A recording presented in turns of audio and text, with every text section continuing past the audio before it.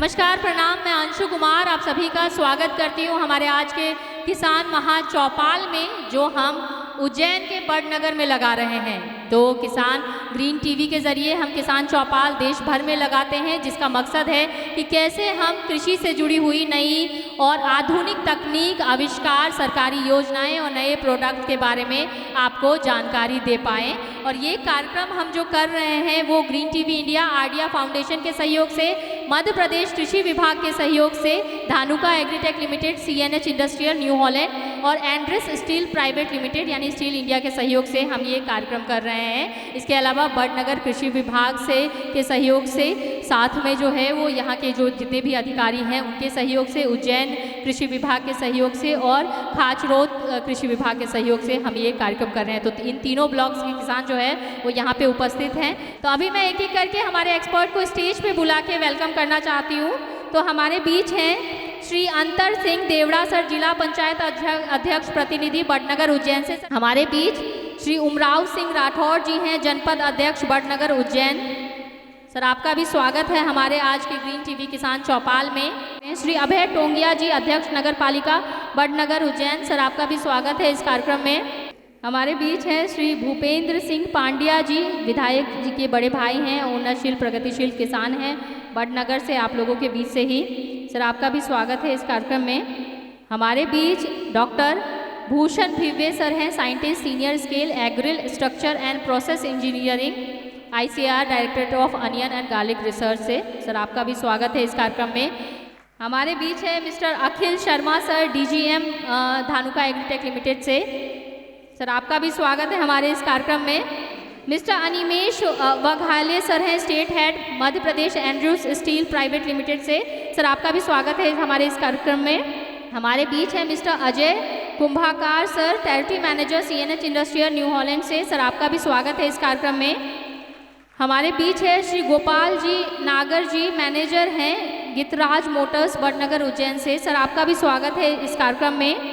तो हम प्रोग्राम शुरू कर रहे हैं और जैसे आज का हमारा विषय है प्याज फसल प्रबंधन और कृषि, आधुनिक कृषि तकनीक पर हम चर्चा करने वाले हैं। तो अब फिलहाल हम शुरू करेंगे आधुनिक कृषि तकनीक को लेकर कि आप लोगों के लिए, यहाँ के लोगों के लिए कौन कौन सी ऐसी न्यू मॉडल्स है, न्यू मशीन है जिसका आप इस्तेमाल कर सकते हैं, और मॉडर्न एग्रीकल्चर जो टेक्नोलॉजी है उसका इस्तेमाल करके कैसे कम लागत में ज़्यादा मुनाफा आप कमा सकते हैं। तो हमारे बीच मिस्टर अनिमेश वघेला सर है, state head MP Andrews steel private limited से। सर आप आइए और प्लीज़ इन आधुनिक कृषि तकनीक के बारे में जानकारी दीजिए। यहाँ उपस्थित सभी किसान भाइयों को हमारा हार्दिक नमस्कार। और मैं इंडिया स्टील प्राइवेट लिमिटेड की तरफ से Animesh Vaghela, state head MP प्रस्तुत करने जा रहा हूँ। जो आज की हम मॉडर्न टेक्नोलॉजी की अगर हम बात करें तो खेतीबाड़ी के लिए हम अभी तक ट्रेडिशनल तकनीक से ही हम लोग ज़्यादातर खेतीबाड़ी कर रहे हैं। लेकिन जैसा कि हम सब जानते हैं कि लेबर कॉस्ट आज की तारीख में काफ़ी महंगा हो चुका है, तो उसको सॉल्व करने के लिए इंडिया स्टील कुछ ऐसे उपकरण लेके आया जिससे आपका समय की भी बचत होती है, पैदावार में भी आप ज़्यादा फसल लेते हैं और आपकी ज़मीन भी सुरक्षित रहती है।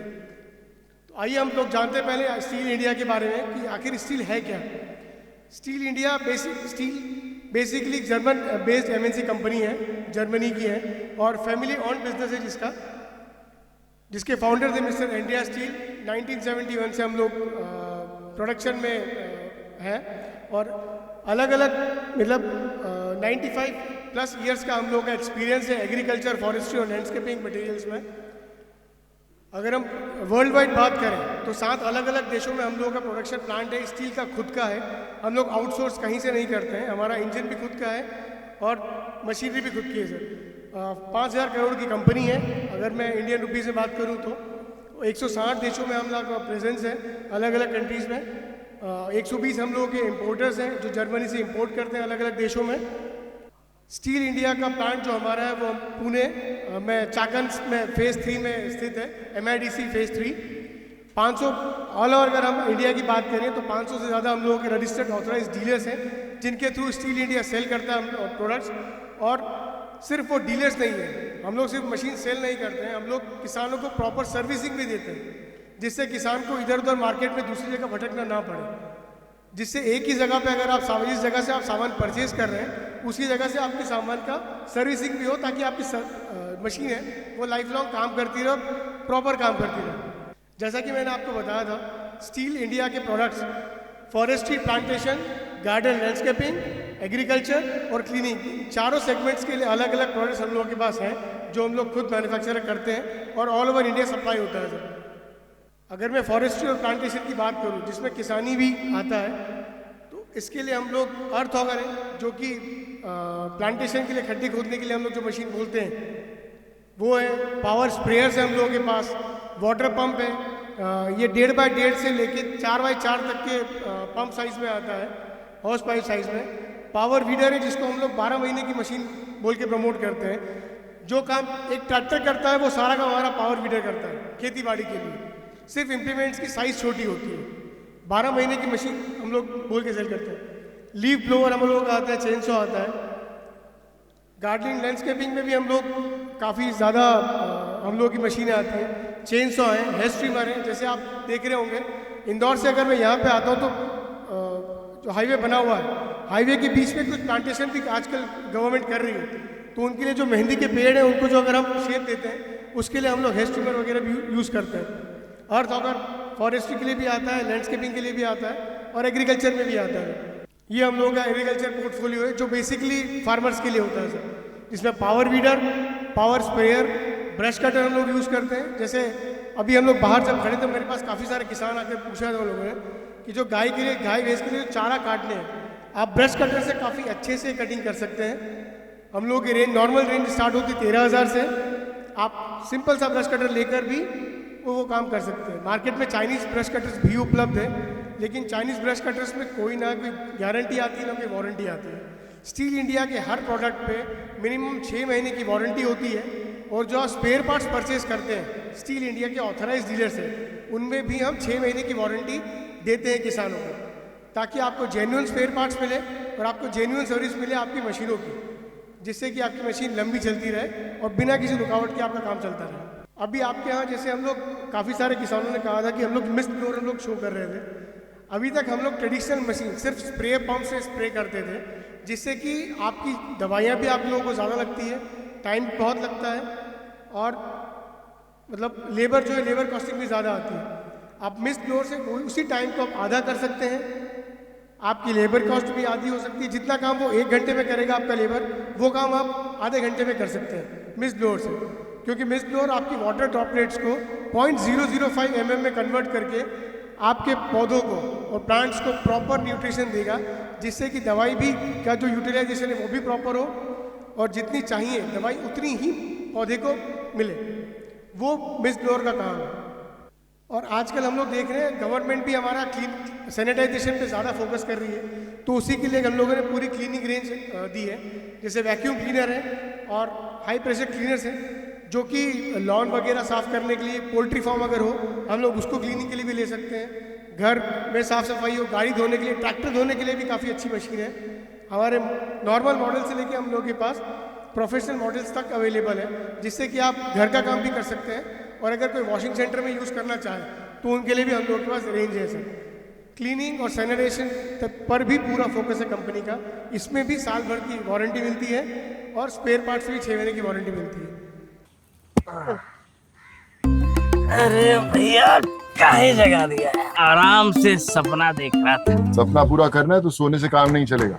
जो किस्मत को जगाने के लिए खुद कोशिश करते हैं, मैं हमेशा उनकी मदद करता हूँ। कब तक पुरानी तकनीक से चलते रहूं? तरक्की करनी है तो जर्मन तकनीक वाले स्टील उपकरणों को अपनाना पड़ेगा। समझ गया सोनू भाई, परिवर्तन तो मैं ला के रहूंगा और अपने सपनों को भी जरूर पूरा करूंगा।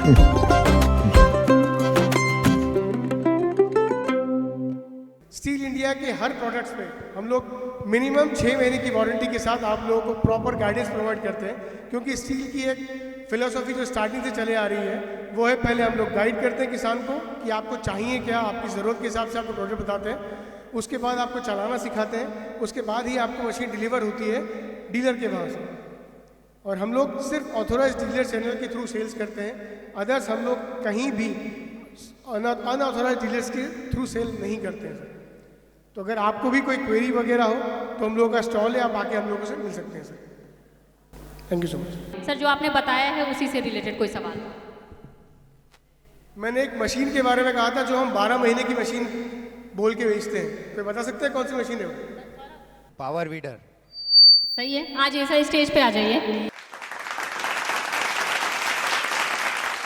श्री आबिद भाई जी हैं किसान खाद भंडार से बड़नगर। सर आपका बहुत बहुत स्वागत है हमारे इस कार्यक्रम में। हम लोग कार्यक्रम को आगे बढ़ाते हैं और हमारा आज का विषय फसल प्रबंधन, प्याज फसल प्रबंधन, उससे रिलेटेड जानकारी देने के लिए आपके बीच आ रहे हैं मिस्टर अखिल शर्मा सर हैं, डीजीएम है धानुका एग्रीटेक लिमिटेड से और सब्जेक्ट मैटर एक्सपर्ट भी हैं। तो ये आपको प्याज क्रॉप सॉल्यूशन के बारे में जो है वो जानकारी देने वाले हैं। सर मेरा नाम अखिल शर्मा है और मैं धानुका एग्रीटेक लिमिटेड की तरफ से आज के इस महा किसान सम्मेलन जो कि ग्रीन टीवी के द्वारा रखा गया है, इसमें बहुत बहुत आप सभी का स्वागत करता हूं। साथियों, साथ में आज के हमारे जो अतिथि लोग हैं जैसे आरपी नायक साहब डीडी एग्रीकल्चर उज्जैन से, पप्पू कनेल साहब डीडी हॉर्टिकल्चर उज्जैन से, भूषण साहब, इन सभी का भी मैं हार्दिक स्वागत करता हूं।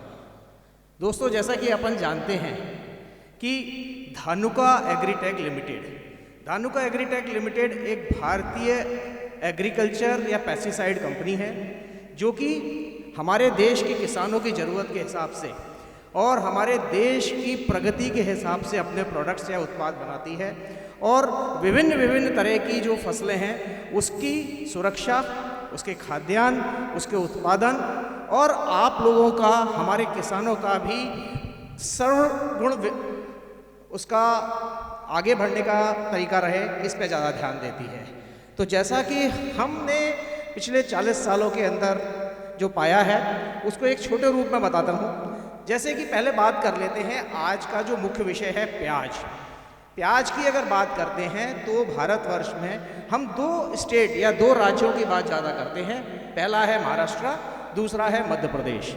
और मध्य प्रदेश ने पिछले 3 साल के अंतर्गत अपने आप को इतना मजबूती के संग स्थापित किया है कि हम लगभग अब आज ये बोल सकते हैं कि हम महाराष्ट्र को टक्कर दे रहे हैं, या ऐसा बोल सकते हैं कि भारत की 140 करोड़ जनता के बीच में हमारी प्याज का एक बहुत महत्वपूर्ण स्थान आ गया है।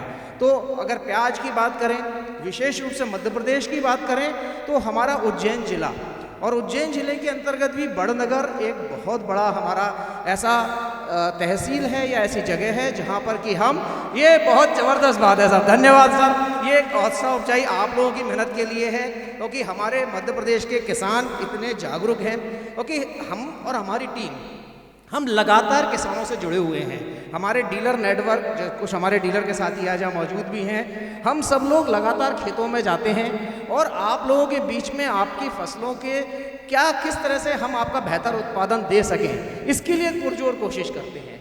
तो धानुका का जैसा अगर आप देखते हैं कि नर्सरी सबसे ज़रूरी चीज़ होती है।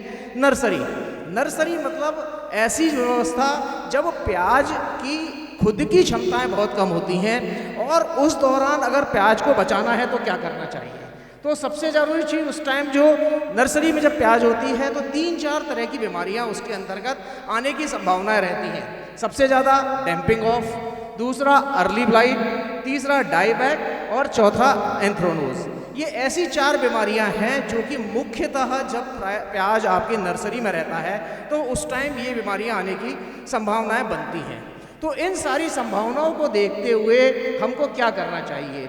सबसे ज़रूरी है कि हम उसका रखरखाव करें। जैसे कि कुछ मैं आपको यहाँ पर अगर आप लोग देख पा रहे हो, छाया चित्रों के द्वारा दिखाने की कोशिश कर रहा हूँ कि डैम्पिंग ऑफ क्या है और उससे क्या क्या नुकसान होते हैं। तो जिस तरह से होता है कि अगर डैम्पिंग ऑफ आ गई है तो पौधे के बढ़ाव को रोक देता है, पौधे का आगे उसका विकास को रोक देता है, और इसको रोकने के साथ साथ अगर इसको बचाना है तो इसको बचाने के लिए हमारा एक सबसे महत्वपूर्ण प्रोडक्ट आता है जो कि आप सबके जाना पहचाना भी है, जिसका नाम है कोनिका। कोनिका के द्वारा अगर हम समय पर अगर छिड़काव करते हैं तो निश्चित रूप से हमारी ये 4 तरह की जो बीमारियां मैंने आपको बताई हैं उनके ऊपर पूर्णतः कंट्रोल मिलता ही मिलता है। अब बात कर लेते हैं कि ओनियन के अंदर कौन कौन सी क्रॉप की पॉसिबिलिटीज़ हैं। सबसे पहले मैं एक अपने प्रोडक्ट की बात कर लेता हूँ। एक प्रोडक्ट है जिसका नाम है माइकोर सुपर। अगर वो प्रोडक्ट है जिसको कि हम माइको राजा के रूप में भी जानते हैं। और माइकोर सुपर मतलब 2 कदम आगे। क्यों 2 कदम आगे है, इसको संक्षिप्त में बताने की कोशिश करता हूँ।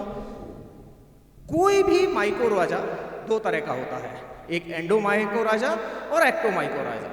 इंडो माइको राजा जमीन के अंदर काम करते हैं और एक्टो माइको राजा जमीन के ऊपर काम करते हैं। बीमारियां कहाँ रहती हैं? बीमारियां मुख्यतः जमीन के अंदर रहती हैं। और बीमारियों के साथ साथ शुरुआती अवस्था में जब बीज होता है या पौधा बहुत छोटा होता है तो उसको अगर बढ़ना है तो ऊपर से कम अंदर से ज़्यादा उसको ताकत लेनी पड़ती है। तो ऐसा हमारा उत्पाद है जिसका नाम है माइकोर सुपर। माइकोर सुपर एक ऐसा उत्पाद है जो कि 100% एंडो माइको राजा है।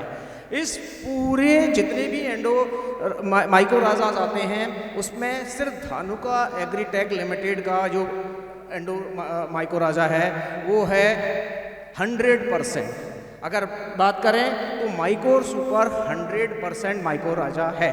इसके फायदे क्या हैं? शुरुआती अवस्था में जब पौधे को खाद बीज की, न्यूट्रिशंस की ज़रूरत होती है तो ये अंदर से उसकी कॉलोनियाँ बनाता है और उसको आगे पौधे तक पहुंचाने का काम करता है। तो अगर 20 से लेकर 25, 30, 35 दिन की अवस्था में अगर आप इसका उपयोग करते हैं तो निश्चित रूप से आपको अपनी आने वाली प्याज की फसल के अंदर उत्पादन में बहुत ज़्यादा फ़ायदा मिलता है। तो ये तो एक फ़ायदा हुआ। दूसरा इम्पॉर्टेंट फ़ायदा साथियों, हम बात कर लेते हैं हमारी ज़मीन की 2 मिनट। ज़मीन मतलब धरा। आज हमारे पास बात करते हैं 40 साल पहले भी ये ज़मीन थी, आज भी ये ज़मीन है। लेकिन 40 साल पहले की ज़मीन के अंदर हम 25 से 30 हॉर्स पावर का ट्रैक्टर चलाते थे और आज हम 50 से 60 हॉर्स पावर पर आ गए हैं। वो दिन दूर नहीं कि हम 75 से लेकर 100 हॉर्स पावर तक जाए। इसका मतलब क्या है? क्योंकि हम लोगों को हमारे देश की 140 करोड़ की जनता जो आगे चल के बढ़ने 150, 160 ही होने वाली है, उसकी भी भरण पोषण के लिए हमको उत्पादन देना है। उत्पादन देना है मतलब ज़मीन का अधिक से अधिक उपयोग करना है। लेकिन इस ज़मीन की क्षमता भी होती है। तो साथियों, ये जो हमारा उत्पाद है माइकोर सुपर, अगर इसका उपयोग भी अगर अपन ज़मीन पर लगातार करते हैं तो आपकी ज़मीन की भुरभुरी होने की क्षमता भी बढ़ती है, ज़मीन का सॉफ्टनेस बढ़ती है। ज़मीन की सॉफ्टनेस बढ़ती है तो साथियों उसका सबसे बड़ा एडवांटेज ये है कि ज़मीन उपजाऊ बनती है। और इसका जो डोज है वो है 4 किलोग्राम प्रति एकड़। तो ये एक ऐसा उत्पाद है, इतना ज़बरदस्त उत्पाद है साथियों। मैं यहाँ पे मौजूद सारे किसान साथियों से एक ही अनुरोध करूँगा, इस बार लगने वाली आपकी लहसुन और प्याज की फसल में एक छोटे से क्षेत्र में आपकी ज़मीन में निश्चित रूप से धानुका का माइकोर सुपर का उपयोग करें और अंतर हमारे और आपके बीच में हम देखेंगे और उसको समझेंगे। ये कुछ माइकोर सुपर के हमारे रिज़ल्ट हैं जिसको हम 2 कदम आगे बोलते हैं। हमारे आप ही के क्षेत्र से हैं, महाराष्ट्र से हैं, सब इसी तरह के आसपास के क्षेत्र से लिए हुए ये रिज़ल्ट हैं। ये देखिए सर, जड़ों का विकास, जड़ों का ही विकास सबसे महत्वपूर्ण है और माइकोर सुपर से जड़ों का विकास ज़बरदस्त होता है, शानदार होता है और वो लंबे समय तक रहता है। और अगर आपको देखना हो तो यहाँ पे बहुत सारे ऐसे किसान हो सकते हैं जहाँ के गांव में हमने माइकोर सुपर डाला हो और हमने इस तरह के उनको रिजल्ट दिखाए भी। आगे बात कर लेते हैं अगले उत्पाद की, वन किल धानुका का एक और बहुत महत्वपूर्ण उत्पाद है जो कि ब्रॉड स्पेक्ट्रम हर्बिसाइड है और ये जिसको बोलते हैं एक बार खरपतवारों की हार, और उसके लिए सबसे महत्वपूर्ण प्रोडक्ट है धानुका का वन किल।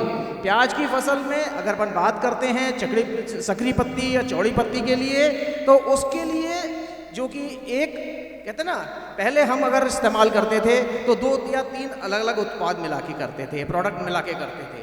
धानुका ने एक रेडी मिक्स आपके लिए प्रोडक्ट निकाला है जो है कि वन किल।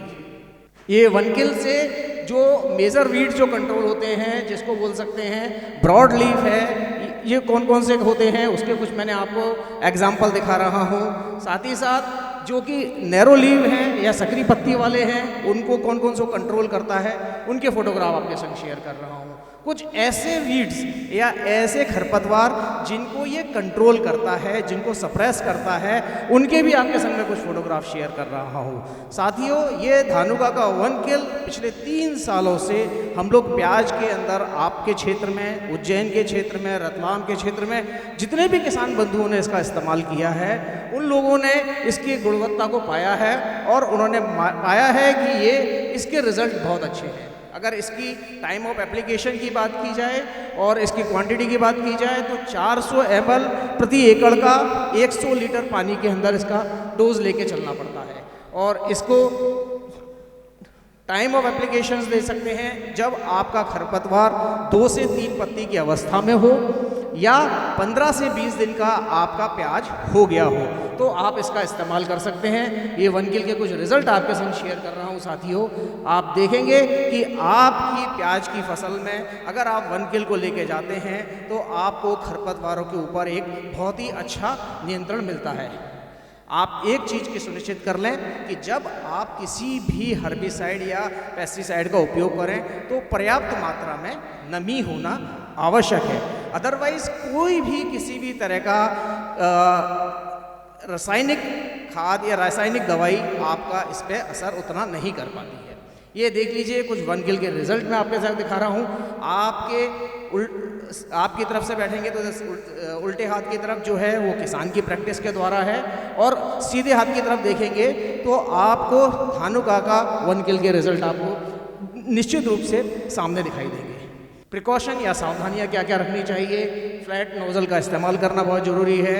और साथ में एक इम्पॉर्टेंट चीज़ क्या है कि हम आज की डेट में दवाइयाँ डाल रहे हैं, दवाइयाँ भी महंगी होती हैं, लेकिन हम इससे डलवाते हैं लेबर के द्वारा, क्योंकि हमारे को लेबर आसानी से नहीं मिलता, लेकिन मिलता भी है। तो साथियों, एक चीज़ का ज़रूर ध्यान रखिएगा, डालते वक्त हाथ को थोड़ा स्लो चलाएं और कोशिश करें सीधा चलाएं, क्योंकि कई बार इतना तेज़ चलाते हैं कि दवाई एक जगह ज़्यादा जाती है, किसी जगह कम जाती है। तो ये भी एक हमको आगे चलकर उसके उत्पादन या आपके कीटों के ऊपर उतना प्रभावशील तरीके से नहीं जा पाती है। एक उत्पाद जिसके बारे में चर्चा कर रहे थे, जिसका नाम है कोनिका।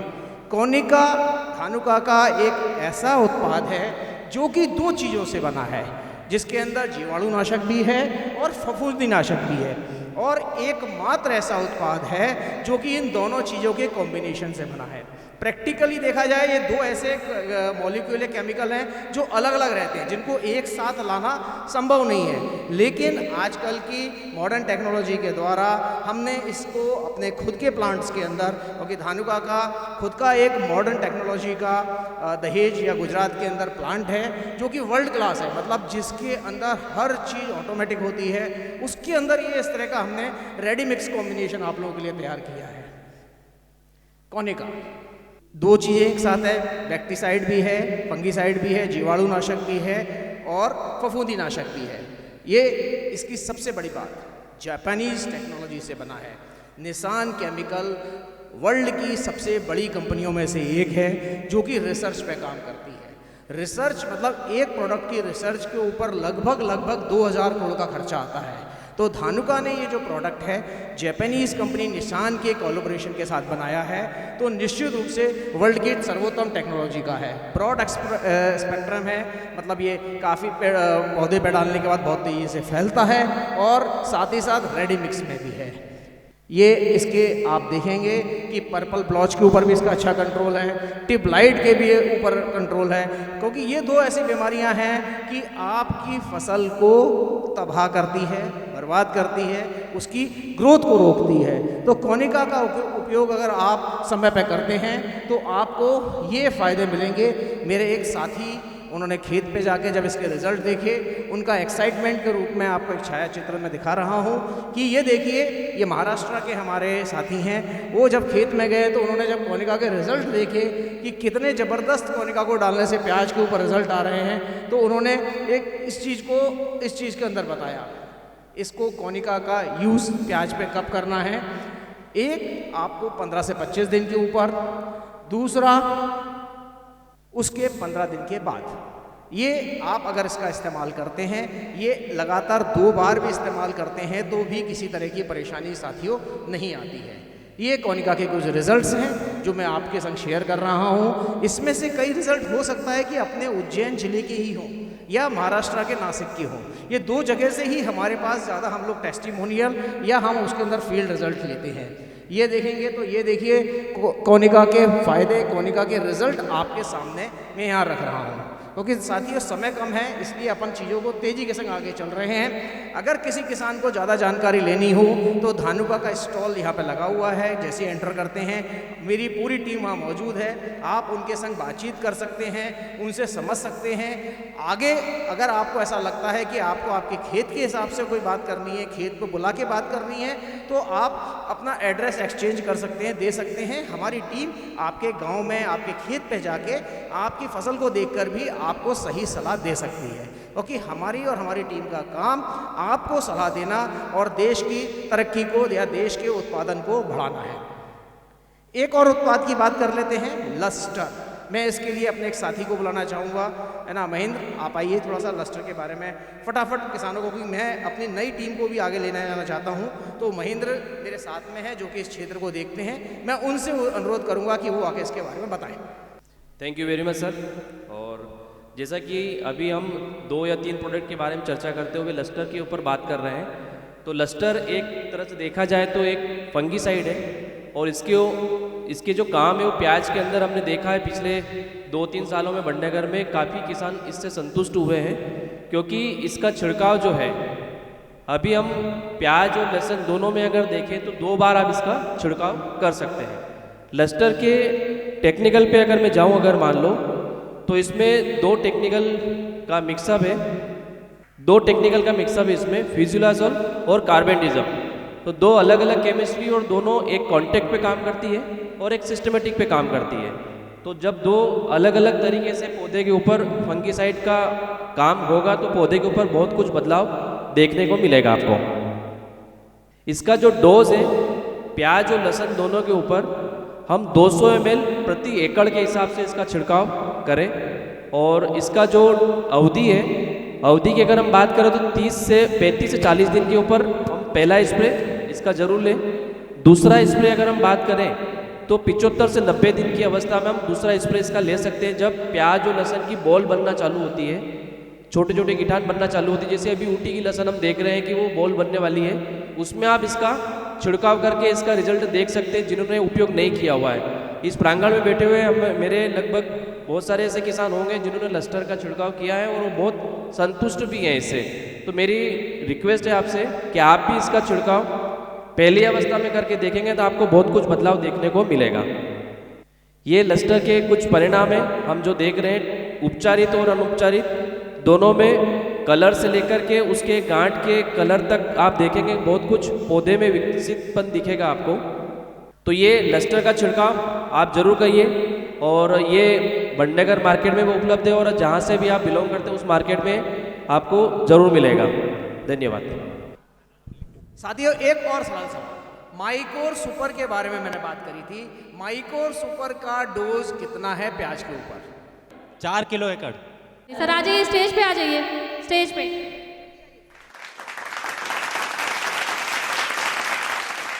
तो हमारे बीच हैं doctor Bhushan Bhive sir, scientist senior scale agril structure and process engineering ICAR, directorate of onion and garlic research, Pune से। तो सर आपको बताने वाले हैं, प्याज तो आप खेती कर लेते हैं, लेकिन खेती करने के बाद और क्या क्या कर सकते हैं, कैसे मैनेजमेंट कर सकते हैं, उसके बारे में जानकारी देंगे। और गौर से सुनिएगा क्योंकि इनके बोलने के बाद ये आपसे 2 सवाल पूछेंगे, तो 2 बार मौका आपको मिलेगा इनाम जीतने का। Sir please. नमस्कार, बड़नगर के मेरे सभी किसान भाइयों बहनों माताओं, आई थिंक मेरा ये इतनी बड़ी भीड़ के सामने बोलने का ये शायद ये पहला ही मौका हो सकता है। हमारे यहाँ तो हम ट्रेनिंग करते रहते हैं 100-200 लोगों के सामने। बहुत जिम्मेदारी के साथ कुछ बातें मैं आज रखना चाहूँगा। हालांकि इस प्रोग्राम के लिए हमारे निदेशक महोदय आना चाह रहे थे, लेकिन कुछ निजी समस्या के कारण वो नहीं आ पाए। मैं जैसा कि मैडम ने बताया कि हमारे जो किसान हैं, हमारे जो किसान भाई हैं वो एक अच्छे किसान हैं लेकिन कहाँ गलतियाँ होती हैं इनके बारे में मैं आपको कुछ चीज़ें जो हम लोग रिसर्च के ज़रिए या अनुभव के ज़रिए या किसानों के अनुभव के ज़रिए जो सुनते आ रहे हैं उसको मैं आपके सामने में रखने की कोशिश करूँगा।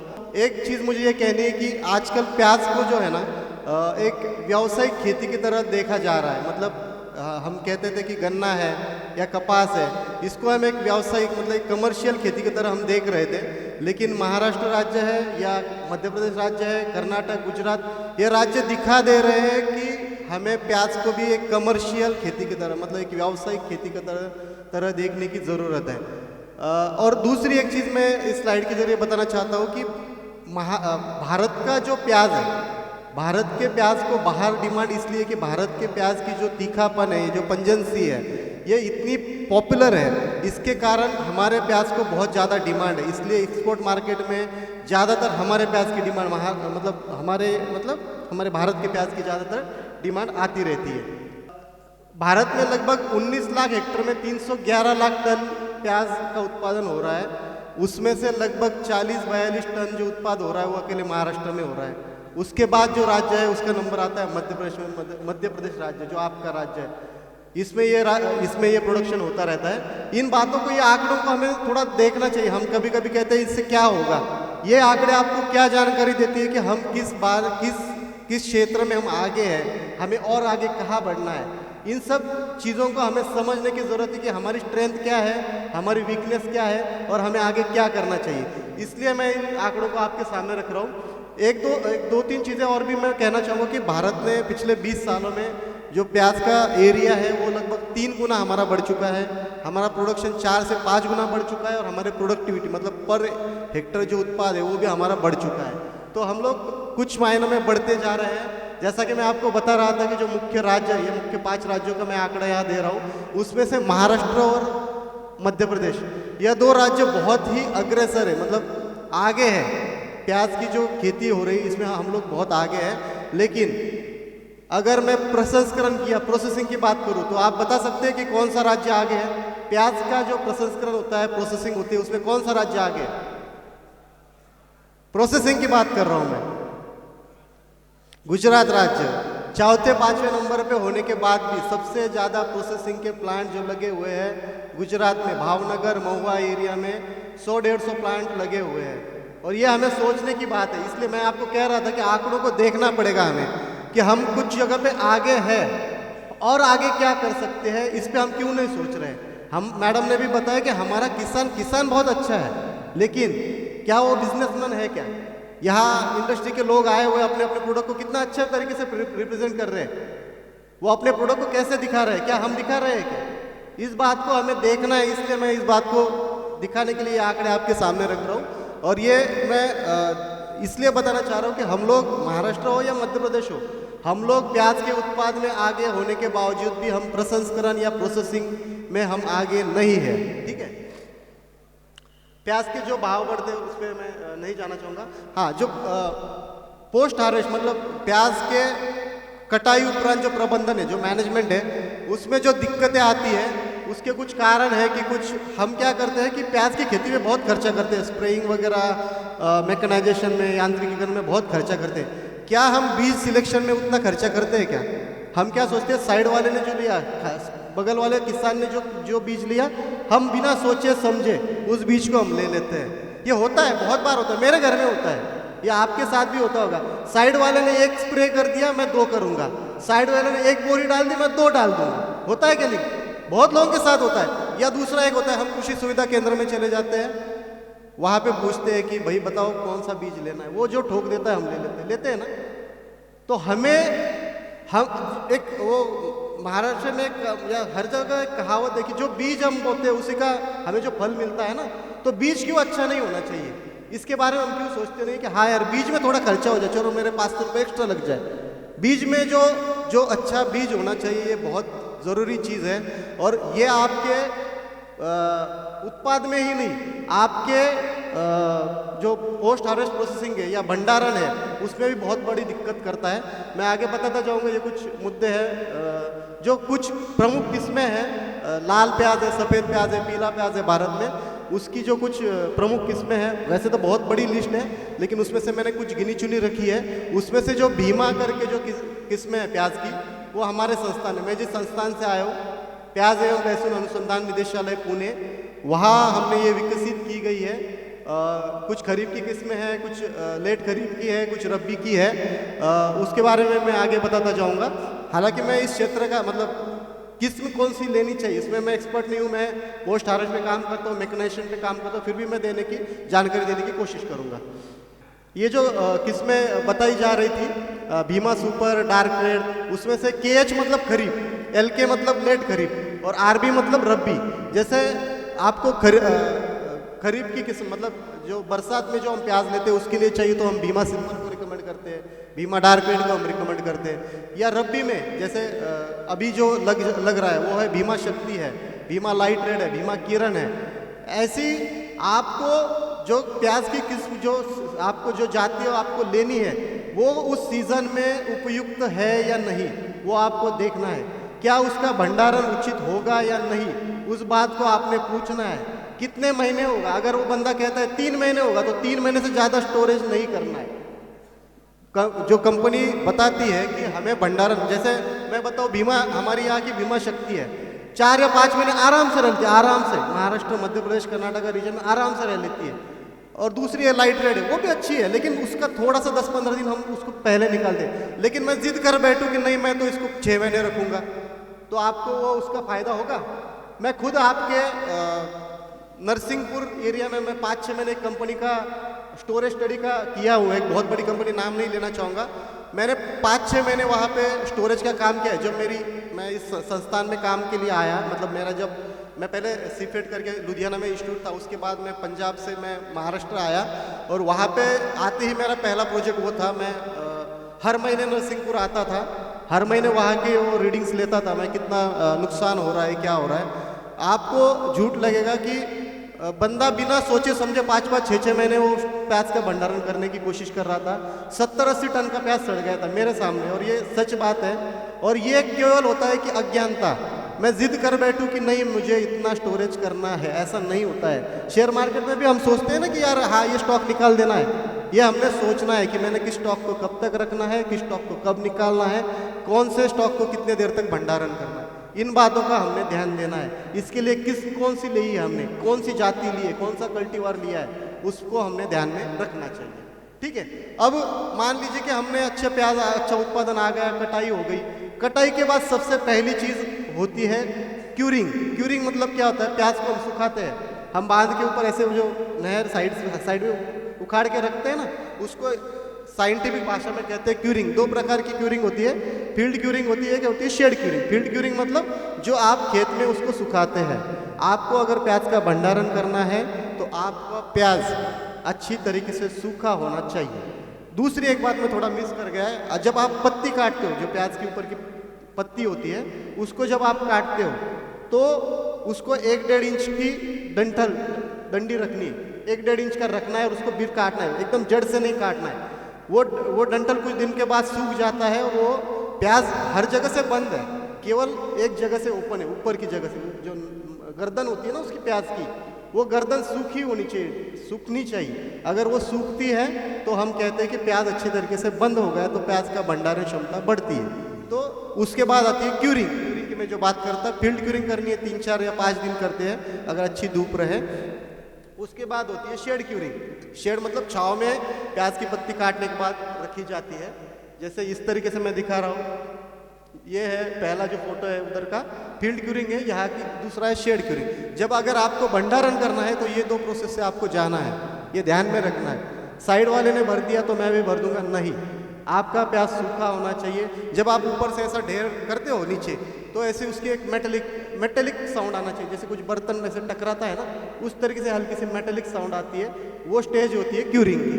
ठीक है, उसके बाद जब आपको भंडारण करना है, आपकी क्यूरिंग हो गई, कटाई हो गई, क्यूरिंग हो गई।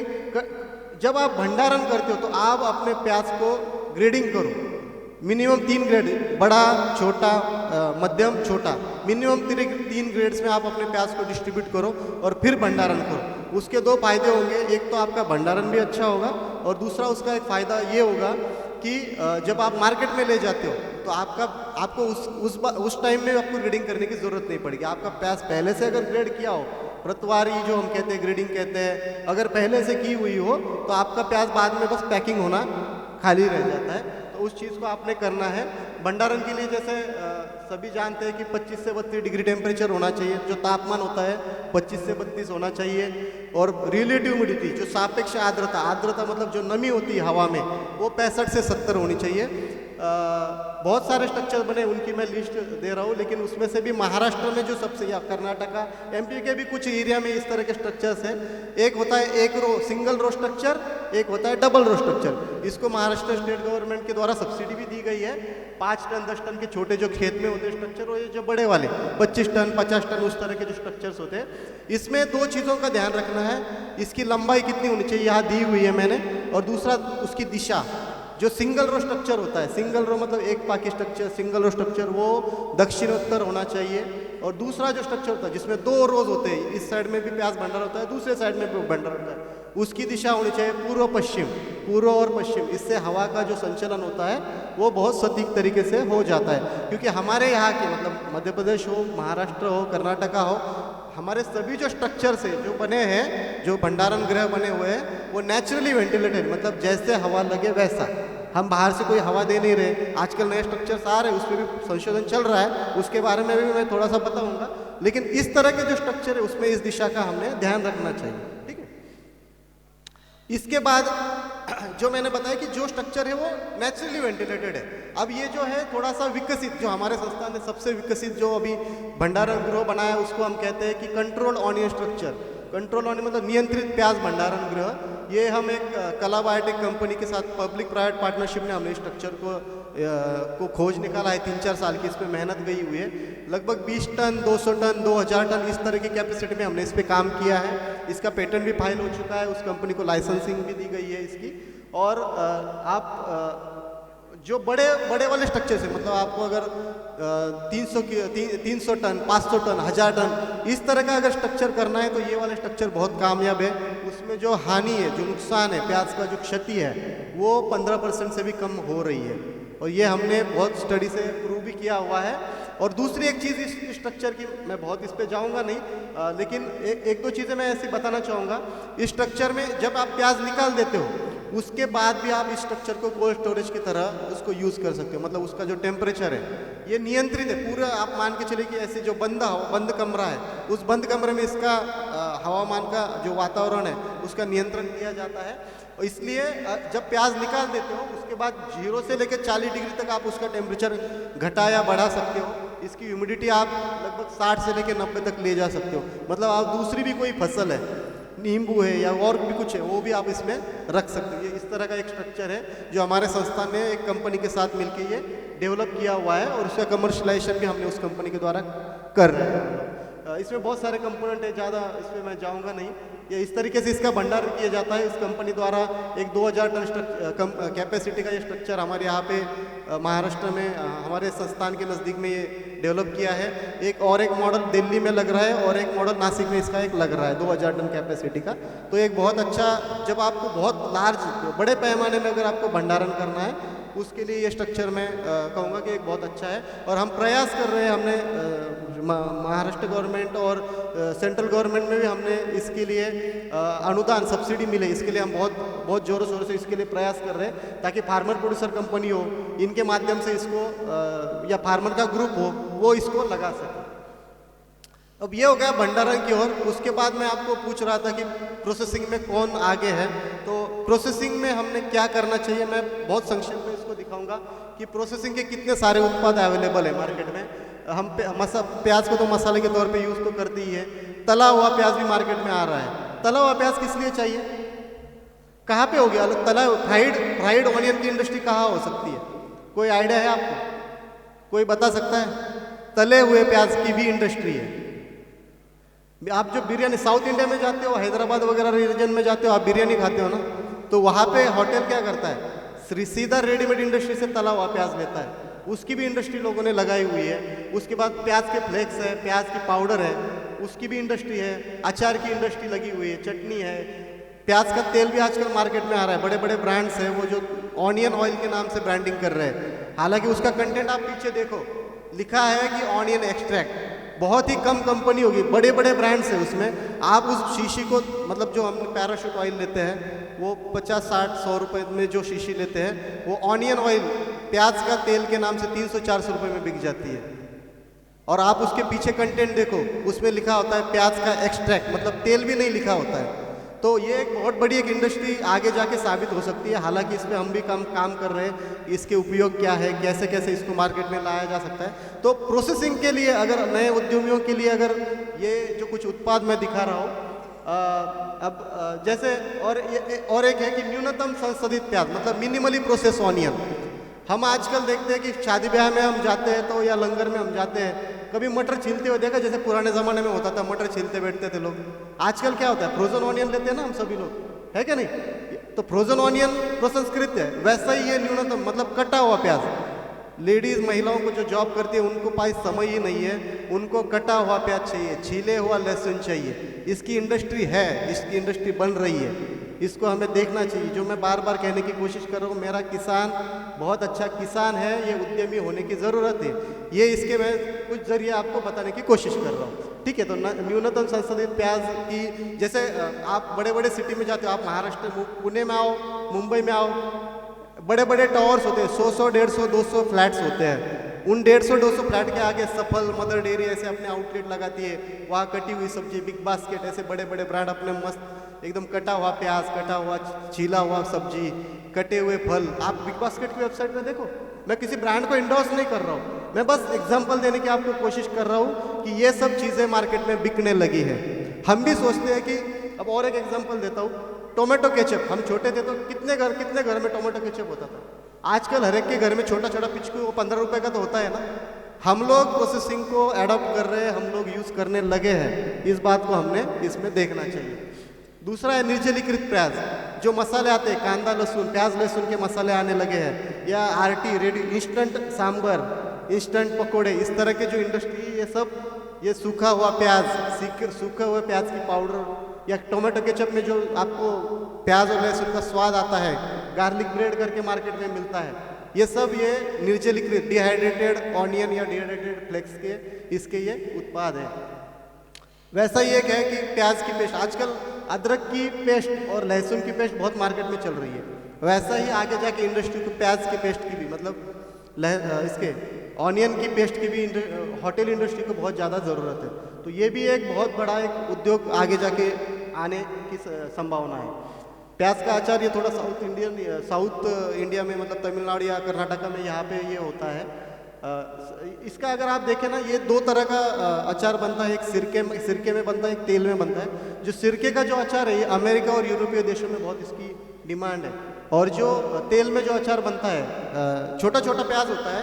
आप बैंगलोर वगैरह कर्नाटका रीजन में जाओगे तो छोटा ऑनियन मिलता है, मल्टीप्लायर ऑनियन कहते हैं, एक इतना सा साइज़ का होता है। तो उसका जो वो लोग अचार बनाते हैं, वो उसकी कुछ डिमांड के बारे में मैं आपको बता रहा था। कभी कभी हम होटल में जाते हैं, आपने देखा होगा कि एक छोटे से बर्तन में प्याज रखा होता है, एक लाल कलर का कोई द्रव्य सोल्यूशन होता है, उसमें प्याज रखा होता है। आप साउथ इंडिया में जाओगे आपको दिखेगा। हम नॉर्मली प्याज को अगर काट के रखें तो उसकी थोड़ी महक आती है, वो पूरे उस हॉल में उसकी महक आती है।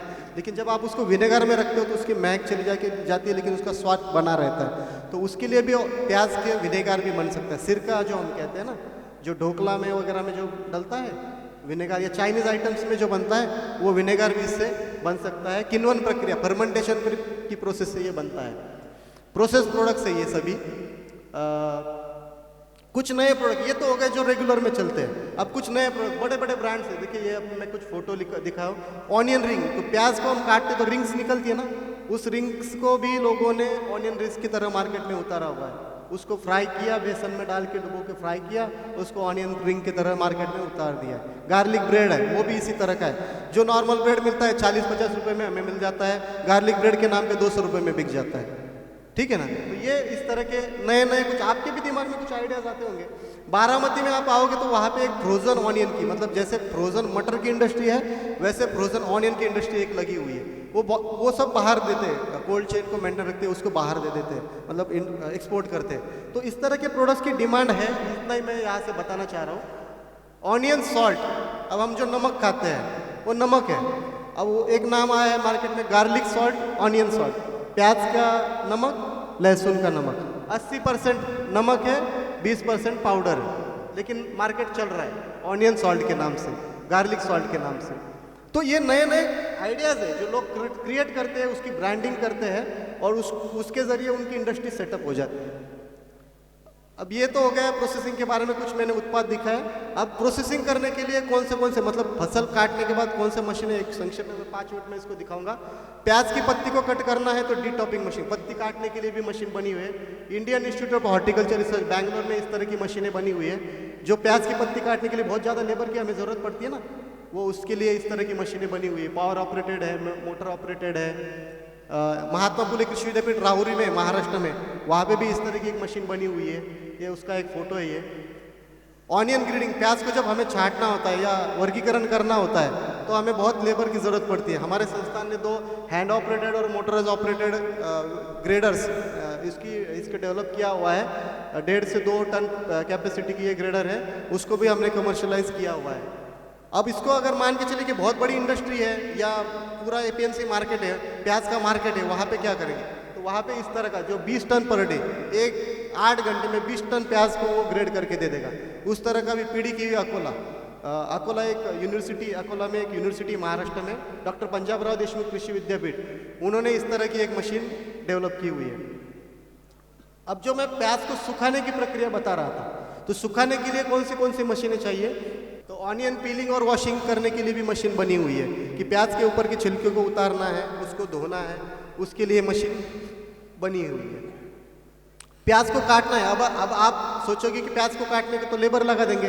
कोई भी लेबर 1-2 किलो प्याज से ज़्यादा नहीं काट पाते। आप कितना भी ट्राई करो, कितने भी लेबर लगा दो, आपको भी पता है बहुत आंसू आते हैं, बहुत ज़्यादा मुश्किल हो जाती है। मेरी महिला भगिना, उनको तो पता ही होगा।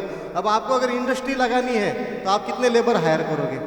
उससे अच्छा मशीनें बनी हुई है ना, 18,000 से लेके 4-4.5 लाख तक की मशीनें बनी हुई है, तो उसका आप उपयोग में ला सकते हो। ऑनियन ड्राइंग करनी, आपको प्याज को सुखाना है तो कैबिनेट ड्रायर है, सोलर ड्रायर है, heat pump dryer, continuous tunnel dryer, हजारों प्रकार के ड्रायर्स मार्केट में बने पड़े हैं। तो क्यों हम उसको धूप में सुखाते बैठे?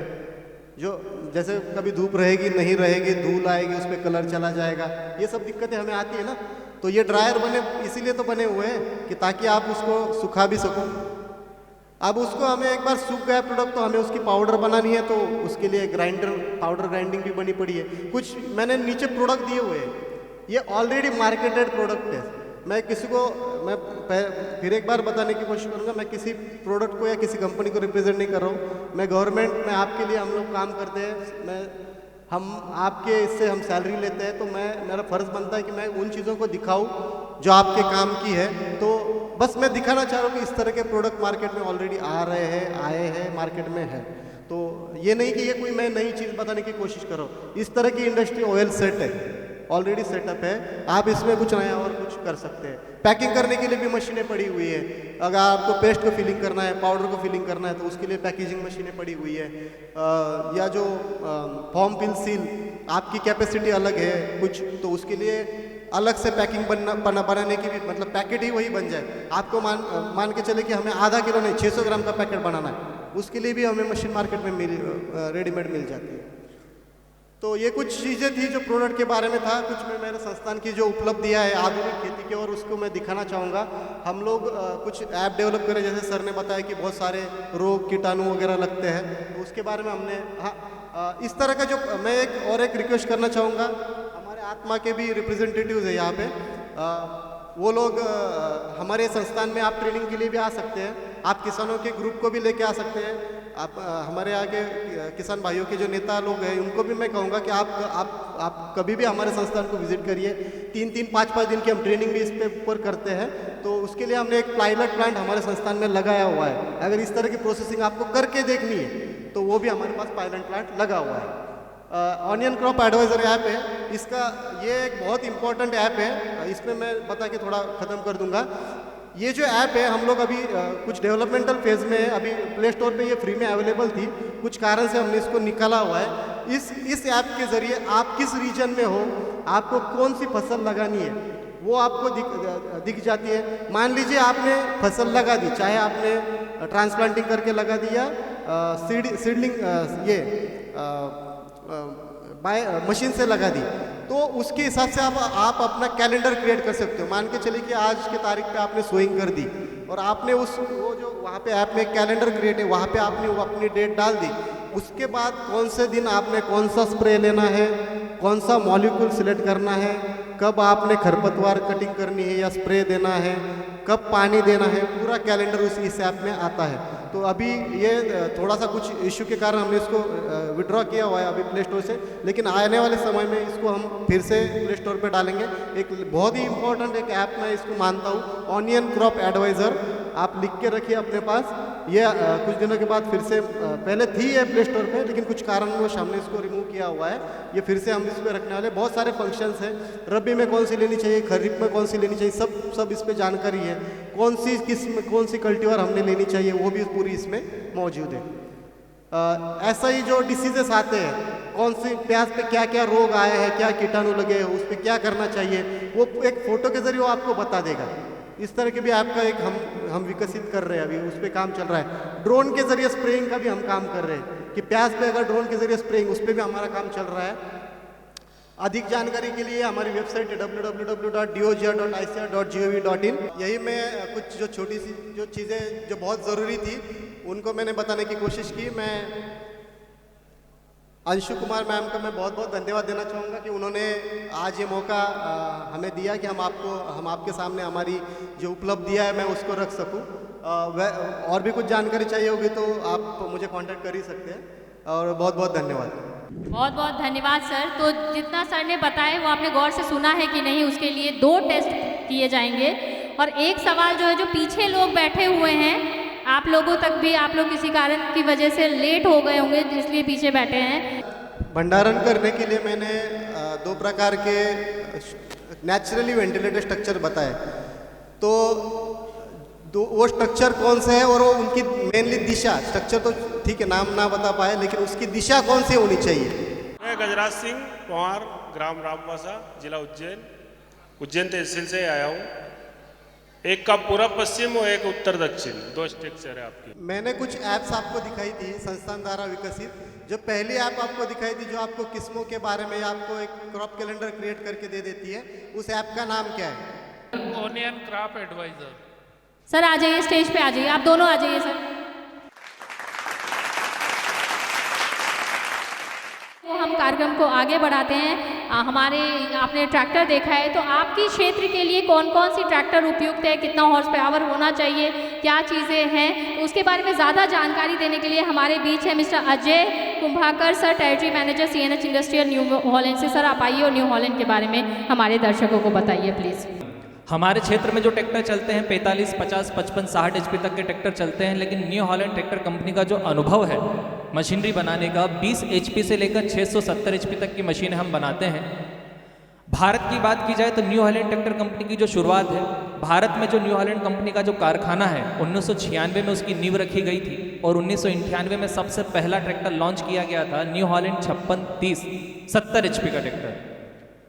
आज हम भारतवर्ष में 20 HP से लेकर 110 HP तक के ट्रैक्टर बनाते हैं और इससे ज़्यादा के भी अगर बड़े ट्रैक्टर आपको लगते हैं तो हम भारत में उपलब्ध करवाते हैं। भारत में न्यू हॉलैंड ट्रैक्टर कंपनी के जो प्लांट है, मैन्युफैक्चरिंग प्लांट है, सबसे पहला कारखाना जो प्लांट है हमारा वो पुणे महाराष्ट्र में है, जहाँ पर हम कृषि समाधान की मशीनें बनाते हैं, जिसमें हमारा कंबाइन हार्वेस्टर होता है, शुगर केन हार्वेस्टर होता है, रेक होता है, बेलर होता है। दूसरा कारखाना ग्रेटर नोएडा में है जो यूपी में आता है लेकिन दिल्ली के पास पड़ता है। वहाँ पर हम 20 HP से लेकर 110 HP तक के ट्रैक्टर बनाते हैं और भारत के बनाए हुए ट्रैक्टर 70 से ज़्यादा देशों में भेजे जाते हैं। ये भारत के लिए बड़े गर्व की बात है कि भारत के बनाए हुए ट्रैक्टर विदेशों में 70 से ज़्यादा देशों में चल रहे हैं। और तीसरा जो प्लांट है वो हमारे इंदौर के करीब धार जिले में आता है, पीथमपुर। वहाँ पर केस कंस्ट्रक्शन का प्लांट है जिसमें हम road roller, backhoe loader, grader, loader, dozer, हर प्रकार की वो मशीनरी जो आप सोचते हैं, कृषि समाधान की हर वो मशीन। ज़्यादातर हम जो खेती करते हैं सोयाबीन, गेहूँ, ज्वार, बाजरा, चना, ये खेती होती है, लेकिन खेती में एक बागवानी खेती भी होती है। कहीं पर जाते हैं तो कपास की भी खेती होती है। कहीं पर गन्ने की भी खेती होती है, तो कहीं बनाना केले की भी खेती होती है। हर प्रकार की वो खेती जो आप सोचते हैं कि मुझे करना है, न्यू हॉलैंड आपके साथ है। हर प्रकार की मशीनरी, हर प्रकार की तकनीक आप लोगों के लिए न्यू हॉलैंड कंपनी उपलब्ध करवाती है। तो ये तो बात है न्यू हॉलैंड कंपनी की, लेकिन एक विषय और है हमारा प्याज। जैसा कि यहाँ पर जो भी अधिकारी आए उन्होंने काफ़ी अच्छी जानकारी दी कि प्याज की फसल की देखरेख कैसे की जाए, दवाइयाँ कौन सी उड़ाई जाए, किस समय पे उड़ाई जाए, भंडारण कैसे किया जाए। लेकिन जो एक महत्वपूर्ण जानकारी और है कि प्याज लगाया कैसे जाए। प्याज की बोनी जो ज़्यादातर हमारे क्षेत्र में होती है या हम करते आ रहे हैं, वो लेबर की मदद से हम करते हैं। हम मजदूर इकट्ठा करते हैं और मजदूर एक एक रोप हाथ से रोपते हैं। लेकिन आज जो चलन है वो प्लांटर का है, मशीनरी का है। जो प्लांटर प्याज को बोते हैं उसके लिए एक स्पेशल प्रकार की तकनीक की ज़रूरत होती है। वो तकनीक चाहिए होती है ट्रैक्टर में, क्योंकि उस मशीन को ट्रैक्टर से चलाना है, तो उसके लिए एक स्पेशल ट्रैक्टर की ज़रूरत होती है। तो न्यू हॉलैंड ट्रैक्टर कंपनी एक स्पेशल ट्रैक्टर आपके लिए लेकर आई है, न्यू हॉलैंड 5510 एक्सल। वैसे तो हम भारत में 20 HP से लेकर 110 HP तक के ट्रैक्टर बना रहे हैं, लेकिन जो स्पेशल प्याज की अगर बात की जाए तो उसके लिए ट्रैक्टर सूटेबल है। ऐसा नहीं कि इस पर दूसरा काम नहीं किया जा सकता, हर प्रकार का काम, हर प्रकार का इम्प्लीमेंट, कल्टीवेटर, रोटावेटर, प्लाव, दवाई उड़ाना, spray pump, fertiliser, broadcaster, straw reaper, हर प्रकार की मशीन आप चला सकते हैं। लेकिन जब स्पेशल प्याज की बात हो तो उसके लिए आपको स्पेशल ट्रैक्टर खरीदना पड़ेगा, और वो ट्रैक्टर बनता है न्यू हॉलैंड 5510 एक्सल। अब प्याज के लिए स्पेशल क्यों? क्योंकि प्याज की बोनी के लिए जो स्पेशल प्लांटर चलते हैं उसके लिए एक स्पीड निर्धारित है। वो प्लांटर आपका करीब 7 फीट से 8 फीट प्रति मिनट चलना चाहिए। नॉर्मली हमारे पास जो ट्रैक्टर है जो हम चला रहे हैं उसकी जो स्पीड होती है वो 1.5 से 2 किलोमीटर प्रति घंटे की होती है। वो ट्रैक्टर बहुत तेज चलता है। अगर आप L1 का सबसे छोटा गियर भी चलाएंगे तो भी ट्रैक्टर की स्पीड बहुत ज़्यादा होती है। लेकिन हमें जो ट्रैक्टर चलाना वो इतना स्लो चलाना है कि 1 मिनट में वो सिर्फ 6 से 7 फीट चलना चाहिए। तो न्यू हॉलैंड के पास एक ऐसा ट्रैक्टर उपलब्ध है, न्यू हॉलैंड 5510 एक्सल। सबसे पहले इसके फीचर्स की बात करें, ये एक्सल लुक में आता है, बड़ा ही स्टैंडर्ड लुक आता है। इसमें जो टायर साइज आती है 16/9/28 के पिछले बड़े टायर आते हैं। 55 कैटेगरी का ट्रैक्टर होता है, पासिंग इसकी 50 HP में आती है। ये 2 व्हील ड्राइव और 4 व्हील ड्राइव दोनों में ही उपलब्ध है।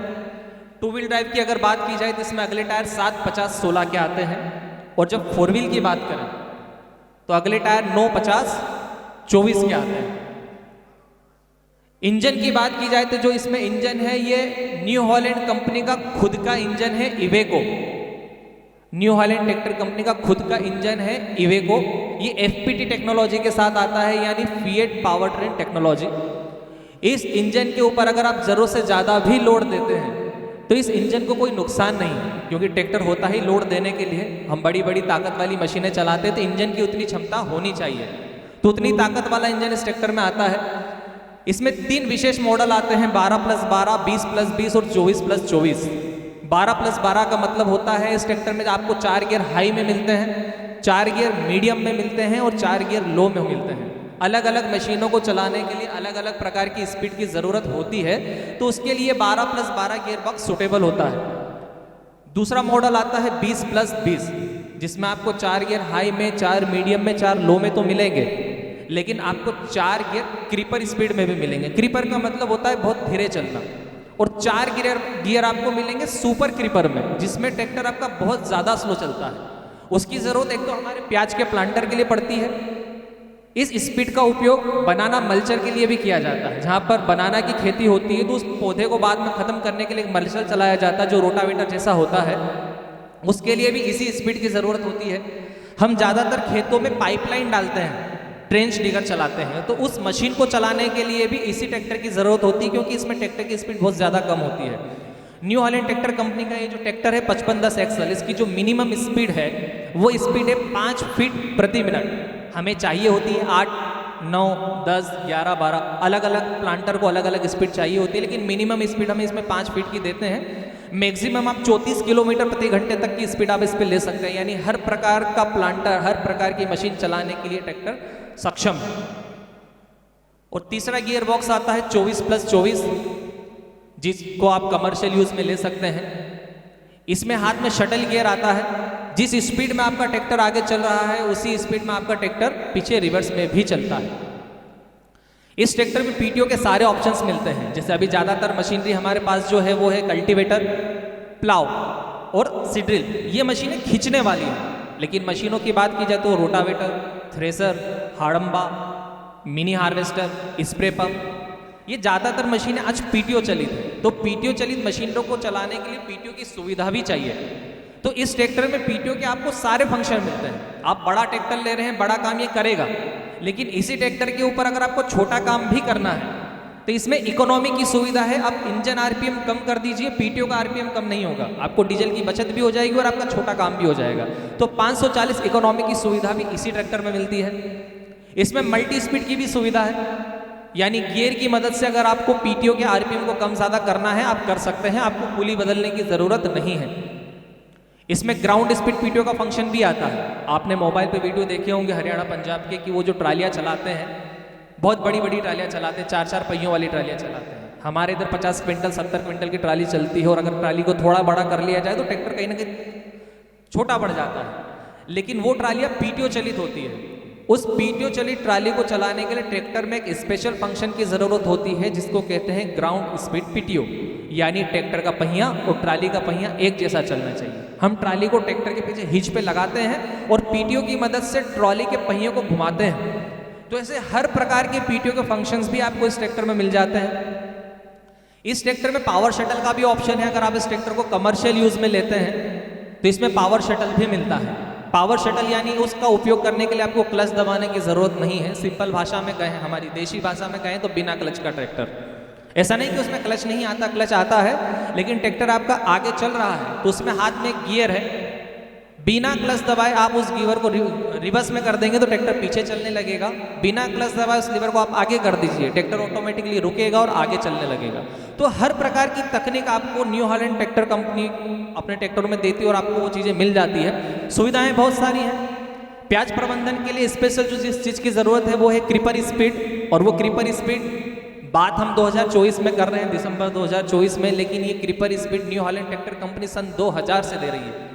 बात और है कि हम जागरूक अब हो रहे हैं, ज़रूरतों को हम अब समझ रहे हैं, लेकिन new Holland tractor company multinational company है, तो कंपनी को कहीं ना कहीं ये खबर ज़रूर थी कि इसकी ज़रूरत हमें पड़ेगी। तो जो पुराने किसान न्यू हॉलैंड ट्रैक्टर चला रहे हैं उन्हें स्पेशल ट्रैक्टर बदलने की ज़रूरत नहीं है, उनके पुराने ट्रैक्टरों में भी ये सुविधा उन्हें मिल रही है। तो न्यू हॉलैंड ट्रैक्टर कंपनी का ये स्पेशल ट्रैक्टर 3 प्रकार के गियर बक्से की भी हमने बात की, 12-12, 20-20, 24-24, हर प्रकार के पीटीओ के फंक्शन। अब 5510 के अलावा और भी मॉडल है जिसकी हमें ज़रूरत है खेती के लिए। न्यू हॉलैंड ट्रैक्टर कंपनी के, जैसे मैंने कहा कि 20 HP से लेकर 110 HP तक के ट्रैक्टर बनाती है, तो हर प्रकार के ट्रैक्टर की जानकारी देना यहाँ थोड़ा सा मुश्किल है क्योंकि समय का अभाव है। उज्जैन जिला क्षेत्र के हमारे जो अधिकृत विक्रेता हैं गीतराज मोटर्स, उनकी एक ब्रांच यहाँ पर आपके इस बड़नगर शहर में भी है। और भी अधिक ट्रैक्टर की जानकारी आपको चाहिए, कीमत की जानकारी चाहिए, फाइनेंस की जानकारी चाहिए, तो हमारा स्टॉल बाहर लगा है, आप अधिक जानकारी वहाँ से ले सकते हैं। गीतराज मोटर्स जिसकी हम बात कर रहे हैं, ये लगभग 20 सालों से किसानों से जुड़े हुए हैं और करीब 11 सालों से न्यू हॉलैंड के अधिकृत विक्रेता हैं। तो काफ़ी ज़्यादा भरोसा इन पे बनता है, काफ़ी अच्छी सर्विस भी इनकी है क्योंकि ट्रैक्टर लेने के बाद सर्विस भी मायने रखती है। ट्रैक्टर की बात करें, ये वो फीचर्स हैं जिसको new Holland tractor company industry में लेकर आई है, मतलब ट्रैक्टर जगत में इन फीचर्स को लेकर आई है। सबसे पहले FPT इंजन, जो कि बहुत बड़ा ताकतवर इंजन होता है। 4 व्हील ड्राइव, आज ज़्यादातर किसान 4 व्हील ड्राइव ट्रैक्टर लेना पसंद करते हैं, लेकिन new Holland tractor company 4 wheel drive सन 1973 से बनाते हुए आ रही है। 1973 से हम 4 व्हील ड्राइव ट्रैक्टर बना रहे हैं। इतना पुराना अनुभव है हमारा 4 व्हील ड्राइव ट्रैक्टर बनाने का। ओरिजिनल ऑयल इमर्स्ड ब्रेक, हर किसान शोरूम पर जब जाते हैं तो वो गिनती के 5 सवाल पूछते हैं कि ये जो ट्रैक्टर है ये कितने HP का है, पावर स्टीयरिंग है, ऑयल ब्रेक है, डीजल कितना पिएगा, और आखिरी सवाल कीमत क्या है। लेकिन सिर्फ कीमत से ट्रैक्टर नहीं आता, आप 10,000 20,000 की बार्गेनिंग करते हैं, कीमत करते हैं, और हो सकता है कि दूसरा कोई ट्रैक्टर ले लेते हैं, लेकिन आप जो लाखों रुपए दे रहे हैं उसके एवज में वो फीचर्स आप घर ला रहे हैं या नहीं ला रहे हैं, उसका आपको विशेष ध्यान रखना है। जब भी आप ट्रैक्टर खरीदे तो सुनिश्चित करें कि ट्रैक्टर में ये सारे फीचर्स आपको मिल जाएं। ओरिजिनल ऑयल में वो डूबे हुए ब्रेक, मतलब ट्रैक्टर अगर बंद खड़ा है तो भी ब्रेक प्लेट ऑयल में डूबी हुई है, स्प्रे वाला सिस्टम नहीं है। पेडी स्पेशल यानी ज़्यादातर ऐसे क्षेत्र जहाँ पर धान की खेती होती है उसमें ट्रैक्टर कीचड़ के अंदर डूब के चलता है। उस कंडीशन में ट्रैक्टर के जो चारों पहिए होते हैं और पीटीओ की सॉफ्ट होती है, वहाँ से संभावनाएं बनती है कि पानी रिस के ट्रैक्टर के अंदर चला जाए। लेकिन new Holland tractor company special tractor बनाती है। सील तो सभी ट्रैक्टरों में आती है, सभी ट्रैक्टरों में, लेकिन इसमें एक मेटल की सील एक्स्ट्रा आती है कि अगर ट्रैक्टर कीचड़ के अंदर या पानी के अंदर खड़ा भी है तो पानी रिस के ट्रैक्टर के अंदर नहीं जाएगा। और स्वाभाविक है, कोई चीज़ जब बाहर से अंदर नहीं जा रही है तो अंदर से भी बाहर, यानी लीकेजिंग वाली कोई समस्या नहीं आती। तो ये भी हम देते हैं। स्पीड टेक का ऑप्शन देते हैं। स्पीड टेक की बात अभी एक जो ट्रैक्टर में बताऊंगा उसमें हम बात करेंगे। लिफ्टोमेटिक बटन की सुविधा, ज़्यादातर किसान अनुभवी हैं, पुराने हैं, लेकिन आज जो खेती करते हैं वो आज की नई जनरेशन है। शायद मेरी उम्र के लड़के हैं जो खेती करना चाहते हैं। ट्रैक्टर चलाना सभी को आता है, लेकिन ट्रैक्टर खेती करते समय सबसे महत्वपूर्ण होती है बोनी। जब हम सोयाबीन की बोनी कर रहे हैं, कुछ किसान 1 इंच पे, 1.25 इंच पे, 1.25 इंच पे या 1.5 इंच पे सोयाबीन की बोनी करते हैं।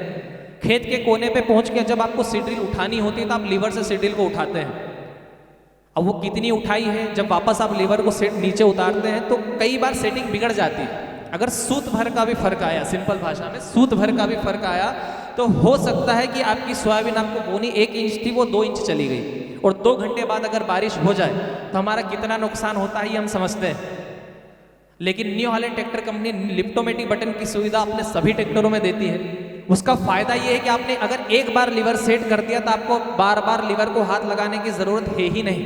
मतलब वो जो सेटिंग आपने एक बार कर दी है वही सेटिंग हमेशा रहेगी। बस आप बटन दबाइए, इम्प्लीमेंट ऊपर उठ जाएगा, ट्रैक्टर पलटाइए, बटन दबाएंगे, सीड्रिल, कल्टीवेटर, पंजा, प्लव, रोटावेटर, जो भी इम्प्लीमेंट आपने लगाया होगा उसी गहराई पर बैठेगा जो आपने सेट किया है। तो लिफ्टोमेटिक बटन की भी सुविधा न्यू हॉलैंड ट्रैक्टर कंपनी अपने ट्रैक्टरों में देती है।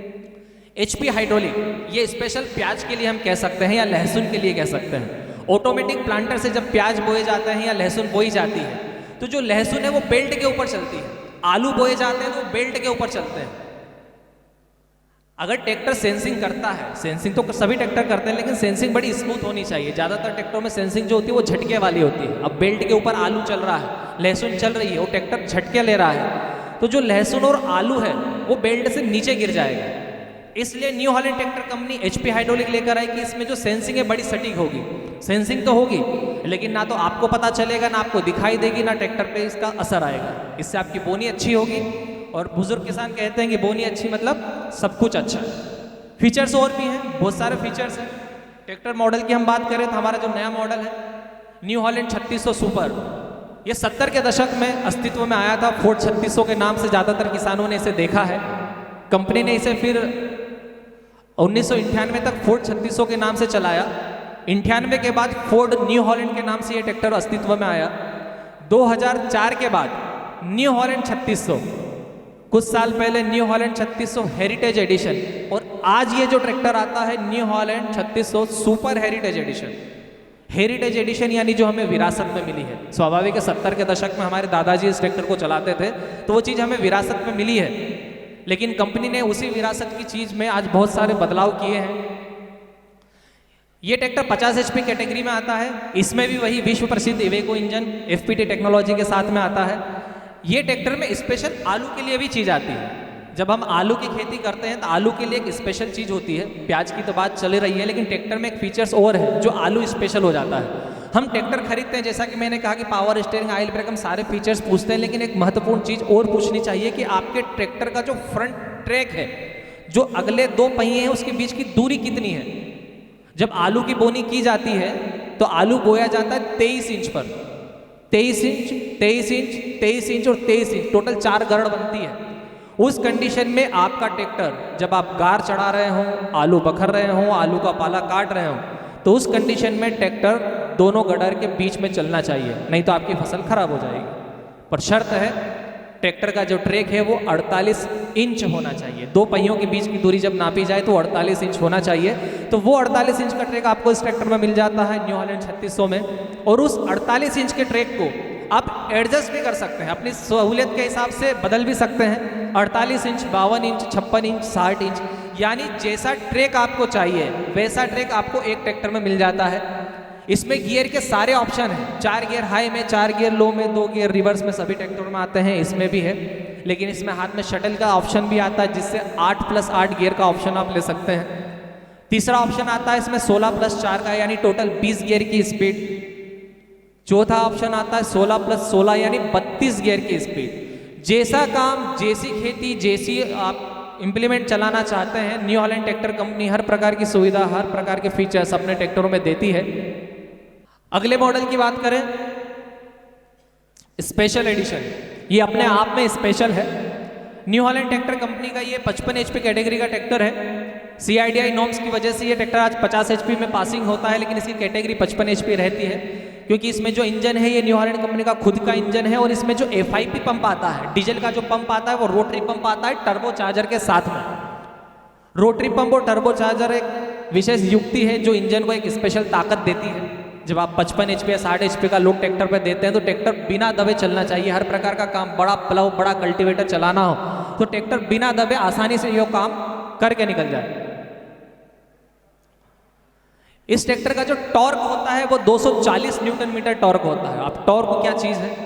जब हम कल्टीवेटर और प्लाव चलाते हैं तो जो लोड आता है वो ट्रैक्टर के पिछले पहिए पर आता है, और पिछले पहिए की जो ताकत होती है उसे हम टॉर्क कहते हैं। जो रोटेशनल फोर्स होता है, घुमावदार ताकत होती है, उसे टॉर्क कहा जाता है। इस ट्रैक्टर में आपको 3 प्रकार के गियर ऑप्शंस मिलते हैं, 8+2, 12+3 UG और 12+3 क्रीपर। कुछ क्षेत्र की प्याज की ऐसी मशीनें हैं जिसको 16 फीट 17 फीट की ज़रूरत होती है, तो वहाँ पर आप स्पेशल एडिशन भी ले सकते हैं। वो आपको स्पीड इस ट्रैक्टर में मिल जाती है, इसमें भी आप प्याज का काम कर सकते हैं।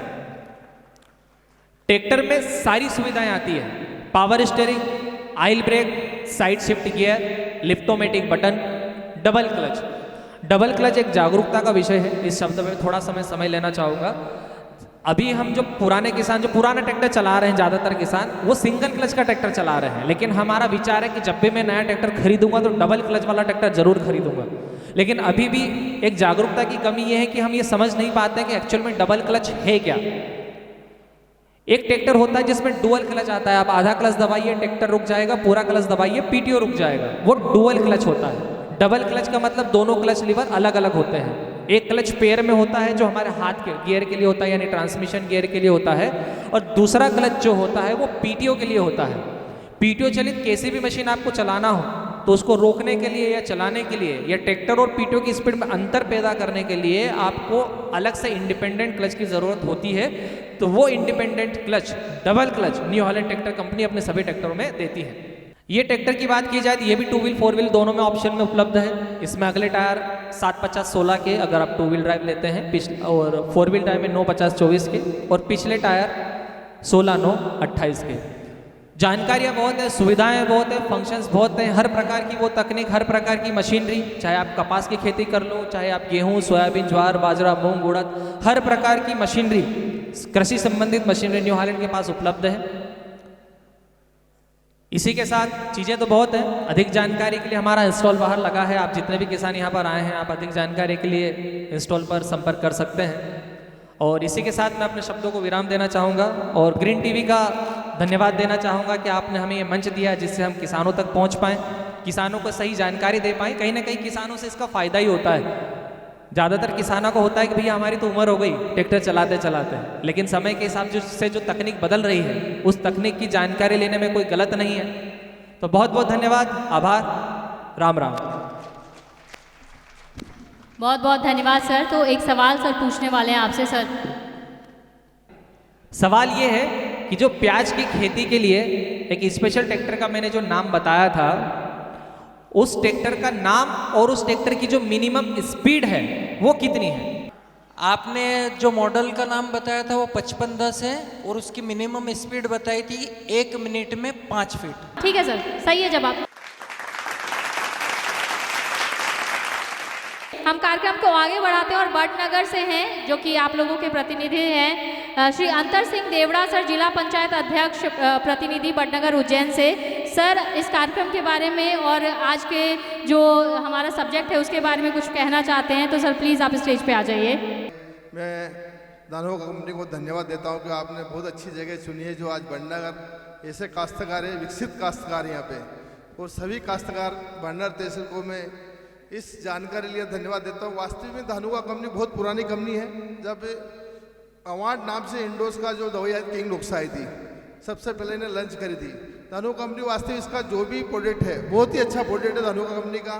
जो इनने रख रखाव के लिए भी बताए वो भी बहुत अच्छे टेक्निकल है, विदेशी अपन कहीं भी प्याज कैसे भी ट्राली डाल देते हैं या कहीं किसी प्याज को अपन भंडारण कर लेते हैं। वास्तव से बहुत सी ट्रालियाँ हमारे गांव में 2-4 काश्त का नाम बताऊँ 100 कुंटल उसके नुकसान हुआ जिसने पाउडर से भरी है, क्योंकि उसको तकनीकी याद ही थी कि कैसे अपन मिठाई से मावा से हलवे मिठाई बना। क्योंकि आपने वास्तव में इस तकनीकी के बारे में अच्छी चीज़ें जो बताई है काश्तकार के लिए कि मैं धन्यवाद देता हूँ आपको धनुका कंपनी की कि जो आपने प्याज। एक समस्या बहुत बड़ी थी इस क्षेत्र में, डॉक्टर साहब भी बैठे हैं आगे किसान, जो हमारे नर्सरी होती है प्याज की। मैं भी काश्तकार हूँ, मैंने भी 3 बीघा और 5 बीघे का प्याज 10 किलो डाले थे। 4 बीघा जमीन छोड़ दी, पर 2.5 बीघा में वो आई, क्योंकि वो नर्सरी ऑटोमेटिक सूख जाती है। जब वो 20-25 दिन के रेंज में आती है उसके बाद ऑटोमेटिक वो कटने जाती है, मतलब उसको अपन देसी भाषा में कटती है, मतलब वो 60% पे आ जाती है उगने के बाद। बहुत बड़ी समस्या है इसका, आपको कोई भी ऐसी निदान हो तो आपको बताना चाहिए। यहाँ काश्तकार मेरे गाँव के राम सिंह चौधरी बैठे जो आज 25 से 30 बीघा को प्याज बोते हैं, 25 से 30 बीघा के प्याज बोते हैं। वास्तविक वो भी भंडारण करते हैं।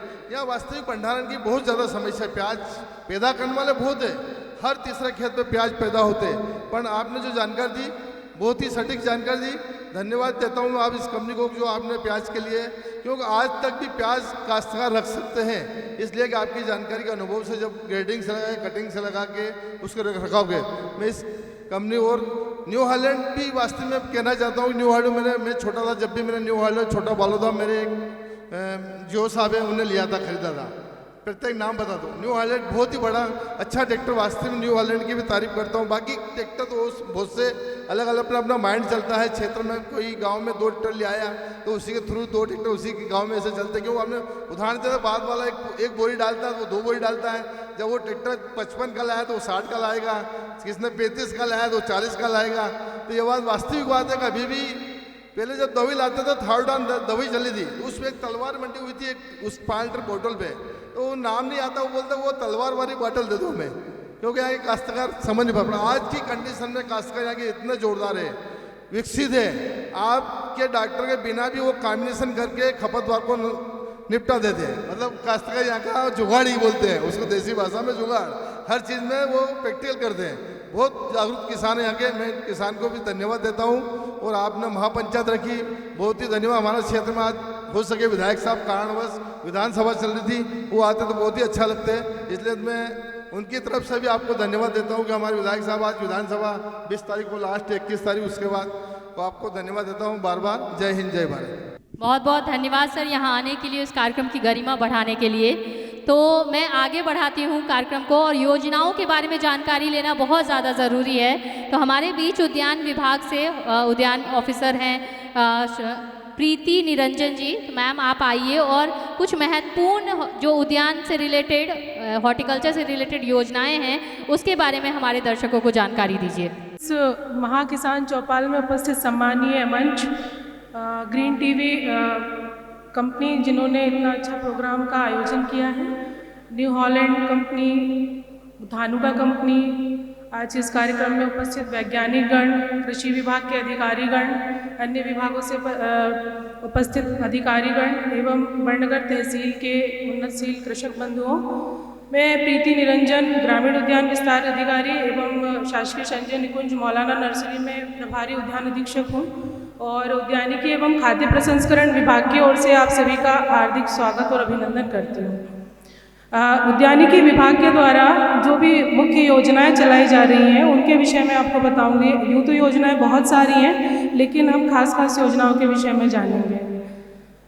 हमारा जो बड़नगर विकासखंड है, इसमें काफ़ी मात्रा में उद्यानिकी फसलें होती हैं, और हमारे पूरे उज्जैन जिले में लगभग 15,552 हेक्टेयर, जो अभी हमारा 24 का डेटा है, इतने हेक्टेयर में हमारे यहाँ प्याज होता है। और ODOP अभी आपने सुना होगा कि आत्मनिर्भर भारत के तहत प्रधानमंत्री द्वारा एक योजना चलाई जा रही है, इसे PMFME के नाम से जाना जाता है, प्रधानमंत्री खाद्य सूक्ष्म उद्योग उन्नयन योजना।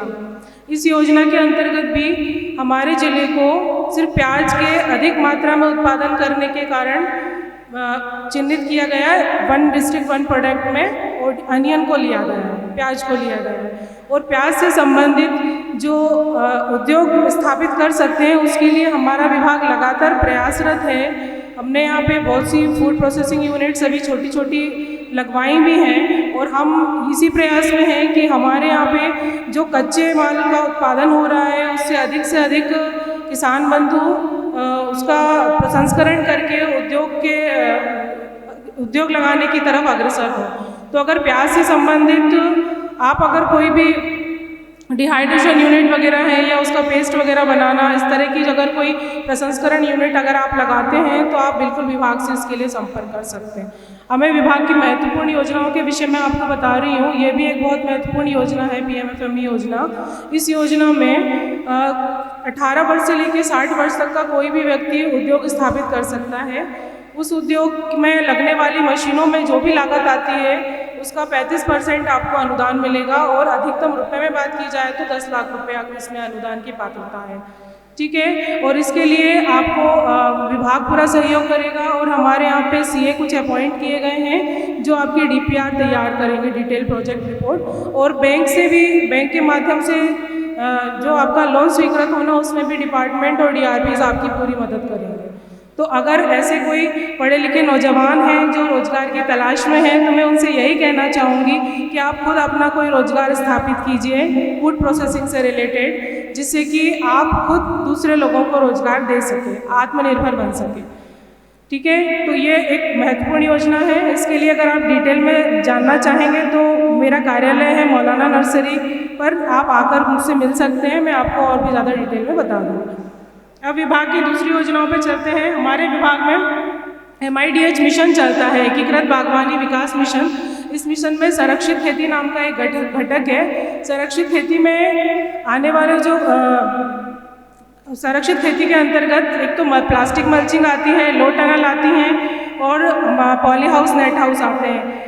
हमारा बड़नगर क्षेत्र जो है वो रतलाम से लगा हुआ एरिया है। रतलाम का सिमलावदा गांव आपने देखा होगा, वहाँ बहुत पॉली हाउस बने हुए हैं। अगर नहीं देखा हो तो जाकर के देखिएगा।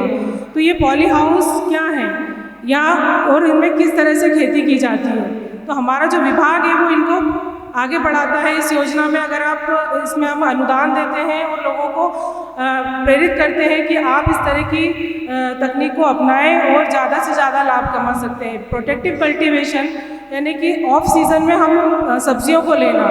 आपने देखा होगा कि हम जब ओपन फील्ड में, खुले खेतों में जब सब्जियों को लेते हैं तो उसमें कीट, व्याधियाँ, रोग, मौसम की मार पड़ती है, उतना अच्छा उत्पादन नहीं निकल पाता। लेकिन प्रोटेक्टिव कल्टीवेशन में क्या होता है कि एक तरह से पूरा माहौल जो है वो हमारे हाथ में कंट्रोल में होता है और उसमें कीट, व्याधि, रोगों का भी प्रकोप बहुत कम होता है या ना के बराबर होता है, जिससे कि अधिक उत्पादन हम ले सकते हैं, ऑफ सीज़न क्रॉप ले सकते हैं। जब ऑफ सीज़न फसलें हम लेते हैं तो उसमें क्या होता है कि हमें मूल्य अधिक मिलता है।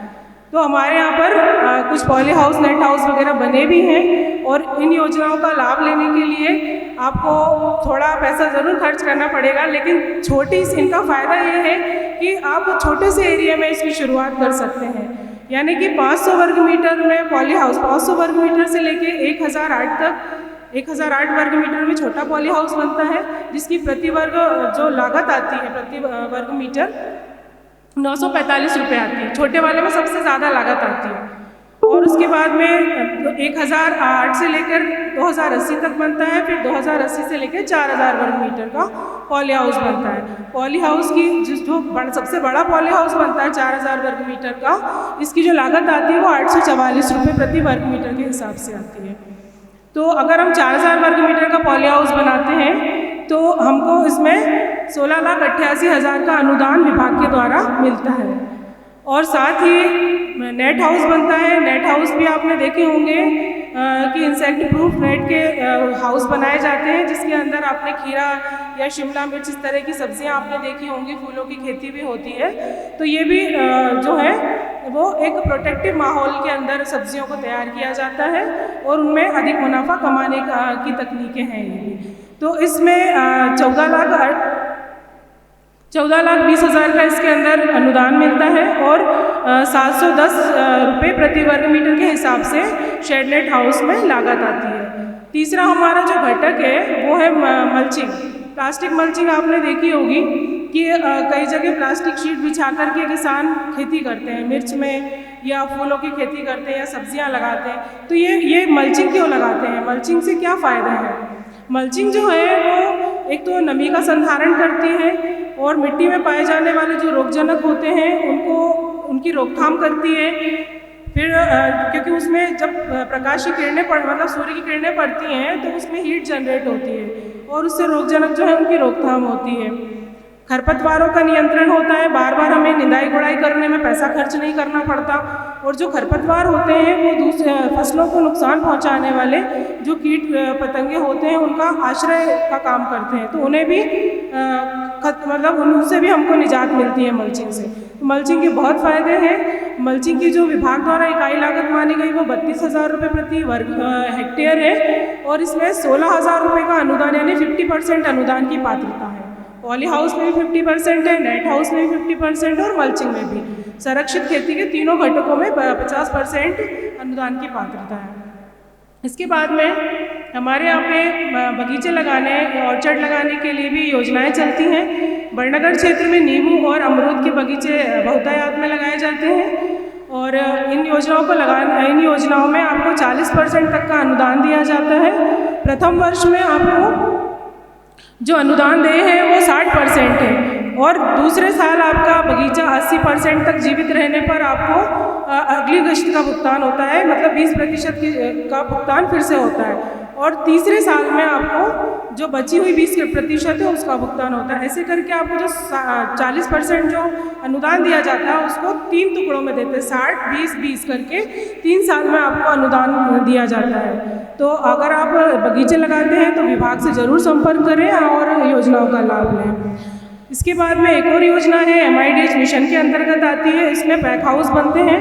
अब ये पैक हाउस क्या होते हैं? जो किसान सब्जी की, फलों की, फूलों की खेती करते हैं उनको ग्रेडिंग शॉर्टिंग करने के लिए, जिससे कि हमें अच्छा मूल्य मिल सके। अगर हम सारे उत्पाद को एक साथ ले जा करके बेच देंगे तो हमें अच्छा मूल्य नहीं मिलेगा, लेकिन अगर हम वहीं उसकी ग्रेडिंग शॉर्टिंग कर लें, उसके आकार, रंग, रूप के हिसाब से अलग अलग उसकी छटाई कर लेते हैं तो उसकी कीमत हमको अच्छी मिलती है। तो पैक हाउस जो है वो 6 मीटर चौड़ा और 9 मीटर लंबा एक स्ट्रक्चर बनाया जाता है।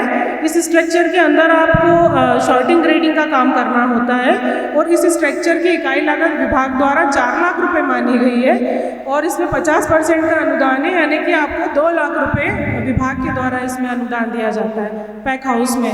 तो हमारे यहाँ बहुत से किसान बंधु हैं जिनके पास बगीचे होंगे, तो ऐसे किसान बंधु विभाग से संपर्क करके इन योजनाओं का लाभ ले सकते हैं। अगली जो योजना है वो राष्ट्रीय कृषि विकास योजना के अंतर्गत प्याज भंडारगृह की योजना है। जैसा मैंने आपको बताया कि हमारे उज्जैन जिले में बहुतायत में प्याज होता है और कई बार क्या होता है कि प्याज का भंडारण करने का किसान के पास में स्पेस नहीं होता है, जगह नहीं होती है, उसके अभाव में किसान औने पौने दामों में अपने प्याज को बेच देते हैं। तो प्याज भंडारगृह जो है हमारे यहाँ बनता है वो 24 बाई 48 फीट का बनता है और इसमें 500 क्विंटल तक यानी 50 मीट्रिक टन का प्याज आप उसमें स्टोर कर सकते हैं। और जब प्याज की कीमतें बढ़ती हैं, जैसे इस साल काफ़ी अच्छा रहा, लहसुन, प्याज, आलू सभी उद्यानिकी फसलों की कीमत काफ़ी अच्छी रही, तो आप लोग ऐसे लाभ ले सकते हैं। और ख़ास तौर से हमारे यहाँ खरसूद गाँव में तो बहुत प्याज होता है ना, और काफ़ी लोग वहाँ स्टोर करके भी रखते हैं, मतलब वो विभाग के भरोसे नहीं है, उन्होंने अपने खुद के संधारण करने के लिए बना के रखे हैं। लेकिन फिर भी ऐसे किसान बंधु जो जिनकी व्यवस्था नहीं है तो वो विभाग से संपर्क करके बना सकते हैं। इसमें अब तो खैर इसके स्ट्रक्चर की जो लागत है वो लगभग 6.5 लाख रुपए आती है। पहले जब योजना बनी थी तो 3.5 लाख आती थी, लेकिन इसका अनुदान आज भी 50% ही माना गया है उसका और लगभग 1,75,000 का अनुदान विभाग द्वारा इसमें दिया जाता है। तो आप लोग इसमें मैं पात्रता बता देती हूँ, इसमें 10 बीघा ज़मीन होना ज़रूरी है किसान के पास, क्योंकि जब आपके पास इतना उत्पाद होगा तभी तो आप उसका संधारण कर पाएंगे।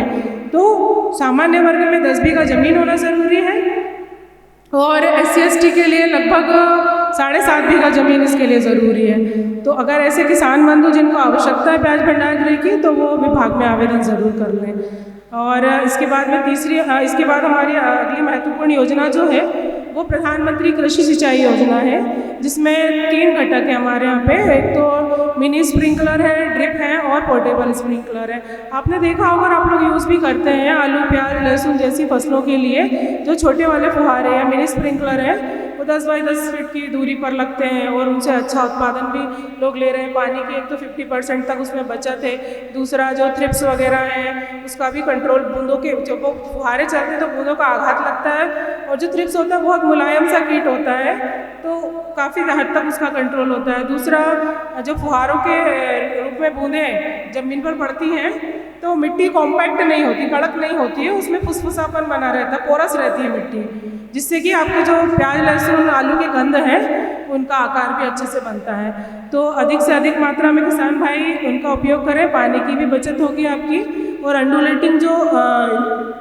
जगह होती है उबड़ खाबड़ भूमि में भी वो अच्छी तरह से काम करता है। तो ये जो स्प्रिंकलर वाली योजना मैं आपको बता रही हूँ मिनी स्प्रिंकलर की, इसमें 10 बीघा या उससे 10 बीघा तक के जो किसान हैं या उससे ऊपर के 10 बीघा से ऊपर वाले किसान बड़े किसानों में आते हैं, तो बड़े किसानों में 45% की अनुदान जो है विभाग द्वारा दिया जाता है, और जो छोटे किसान हैं 10 बीघा से कम भूमि जिनके पास में है उन्हें 55% का अनुदान दिया जाता है। बाकी अनुदान की पात्रता सिर्फ लघु और सीमा बड़े किसानों के लिए है। लघु सीमांत और बड़े किसान 2 कैटेगरी में 55 और 45%। बाकी जाति का इसमें किसी तरह से कोई बंधन नहीं है, सभी लोगों के लिए एक जैसा ही अनुदान की पात्रता है। दूसरा जो है पोर्टेबल स्प्रिंकलर है, और तीसरा ड्रिप है। तो ड्रिप आपने देखा होगा कि जो बगीचे वगैरह हैं उनमें काफ़ी अच्छा काम करती है, कम से कम मात्रा में पानी लगता है, साथ ही आप फर्टिगेशन कर सकते हैं, घुलनशील रूप में दवाइयाँ और खाद भी आप इससे दे सकते हैं। इसमें भी पात्रता समान ही है, बड़े किसानों को 45%, छोटे किसानों को 55% की इसमें पात्रता है। और साथ ही जो विभाग में और भी योजनाएं चलती हैं, सब्जी क्षेत्र विस्तार, पुष्प क्षेत्र विस्तार, मसाला क्षेत्र विस्तार योजनाएं चलती हैं। कभी कभी यंत्रीकरण में भी टारगेट आते हैं, जिसमें कि आपको बागवानी करने के लिए जो छोटा वाला ट्रैक्टर आता है 20 HP वाला, वो ट्रैक्टर है, पावर टिलर वगैरह हैं, या ट्रैक्टर माउंटेड ऑपरेटेड स्प्रेयर वगैरह हैं, उन पर भी आपको सब्सिडी दी जाती है। तो आप जब भी आपको लगे कि आपको किसी भी योजना का लाभ लेना है, तो शासकीय संजय निकुंज मौलाना रोपणी पर हमारा उद्यानिकी विभाग का विकासखंडीय स्तरीय कार्यालय है, आप वहां आकर के हमसे संपर्क कर सकते हैं। और PMFME योजना में भी जो मैंने बताया उद्योग लगाने के लिए, अगर आप लोग में से कोई भी जो नवयुवक हैं और कुछ करना चाहते हैं, तो आप बिल्कुल आइए, हमारे डिपार्टमेंट आपका बिल्कुल मदद करेगा। मैं आप सभी का धन्यवाद करना चाहती हूँ कि आपने बहुत ही पेशेंस से मुझे सुना और मुझे यहाँ बोलने का मौका दिया। इसके लिए मैं विभाग की तरफ से आप सभी का आभार व्यक्त करती हूँ। धन्यवाद। हम एक सवाल पूछने वाली है और सबके लिए है, जो पहले हाथ खड़ा करेगा उनके लिए, लेकिन किसी एक को ही ये अवार्ड, ये प्राइज़ मिलेगा। प्रोटेक्टिव कल्टीवेशन या संरक्षित खेती में मैंने आपको बताया था कि जो सबसे छोटा वाला पॉली हाउस बनता है 500 वर्ग मीटर का, उसमें प्रति वर्ग मीटर क्या लागत आती है? नाम, कहाँ से हैं आप और जवाब? गोवर्धन लाल मोहरी, बालोदा कोरन से हूँ मैं, और सबसे छोटा पॉली हाउस 945 रुपये वर्ग मीटर से बनता है। सर आ जाइए, स्टेज पे आ जाइए।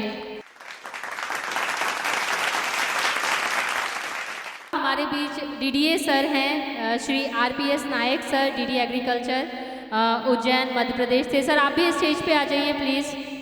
बड़नगर खासरोद विकासखंड और उज्जैन विकासखंड से पधारे हुए समस्त अन्नदाता किसान भाइयों को मेरा जय श्री महाकाल, जय बलराम। क्योंकि हम खेती किसानी से जुड़े हैं, तो मेरे किसान भाइयों को मैं बताना चाहता हूं कि खेती किसानी का कार्य भगवान बलराम ने शुरू किया था। उसी के आधार पर हल को लेकर हमारे किसान भाई आजकल उन्नत कृषि कर रहे हैं। कृषि यंत्रों से, नए नए यंत्रों से कृषि का कार्य कर रहे हैं, चाहे वो कृषि का कार्य हो, चाहे उद्यानिकी का हो। इस महाकिसान चौपाल कार्यक्रम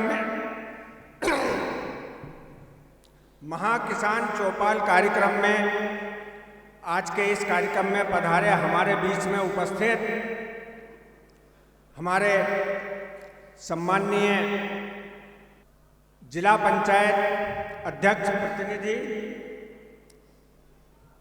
श्री अंतर सिंह देवड़ा साहब, मंच पर विराजमान यहाँ के यशस्वी विधायक, उनके भाई साहब और अन्य जितने भी अग्रिम पंक्ति में बैठे हुए समस्त उन्नत किसान भाई और पीछे जितने भी इस पंडाल में बैठे हुई माताएं, बहनें और हमारे सभी अन्नदाता किसान भाइयों को मेरा नमस्कार। मैं इस कार्यक्रम में किसान कल्याण कृषि विकास विभाग की ओर से आपका बहुत बहुत स्वागत, बहुत बहुत अभिनंदन करता हूं। किसान भाइयों, जैसा कि आपको मालूम है कि यह किसान चौपाल पिछले वर्ष भी हमारे ज़िले में आयोजित की गई थी। इस किसान चौपाल में हमारे किसान भाई जो नकदी फसलें हैं, इसके बाद कार्यक्रम समाप्ति की ओर है। मैं कृषि विभाग से कुछ महत्वपूर्ण जानकारियां, हमारे किसान भाई बहुत सी जानकारियां उनको पता हैं, कुछ नई नई जानकारियां जो वैज्ञानिकों द्वारा समय समय पर निकाली जाती हैं, वो उन जानकारियों से मैं अवगत कराना चाहता हूं हमारे किसान भाइयों को। क्या आप धैर्यपूर्वक सुने, केवल 5-10 मिनट का समय हमारे किसान भाइयों का लूँगा।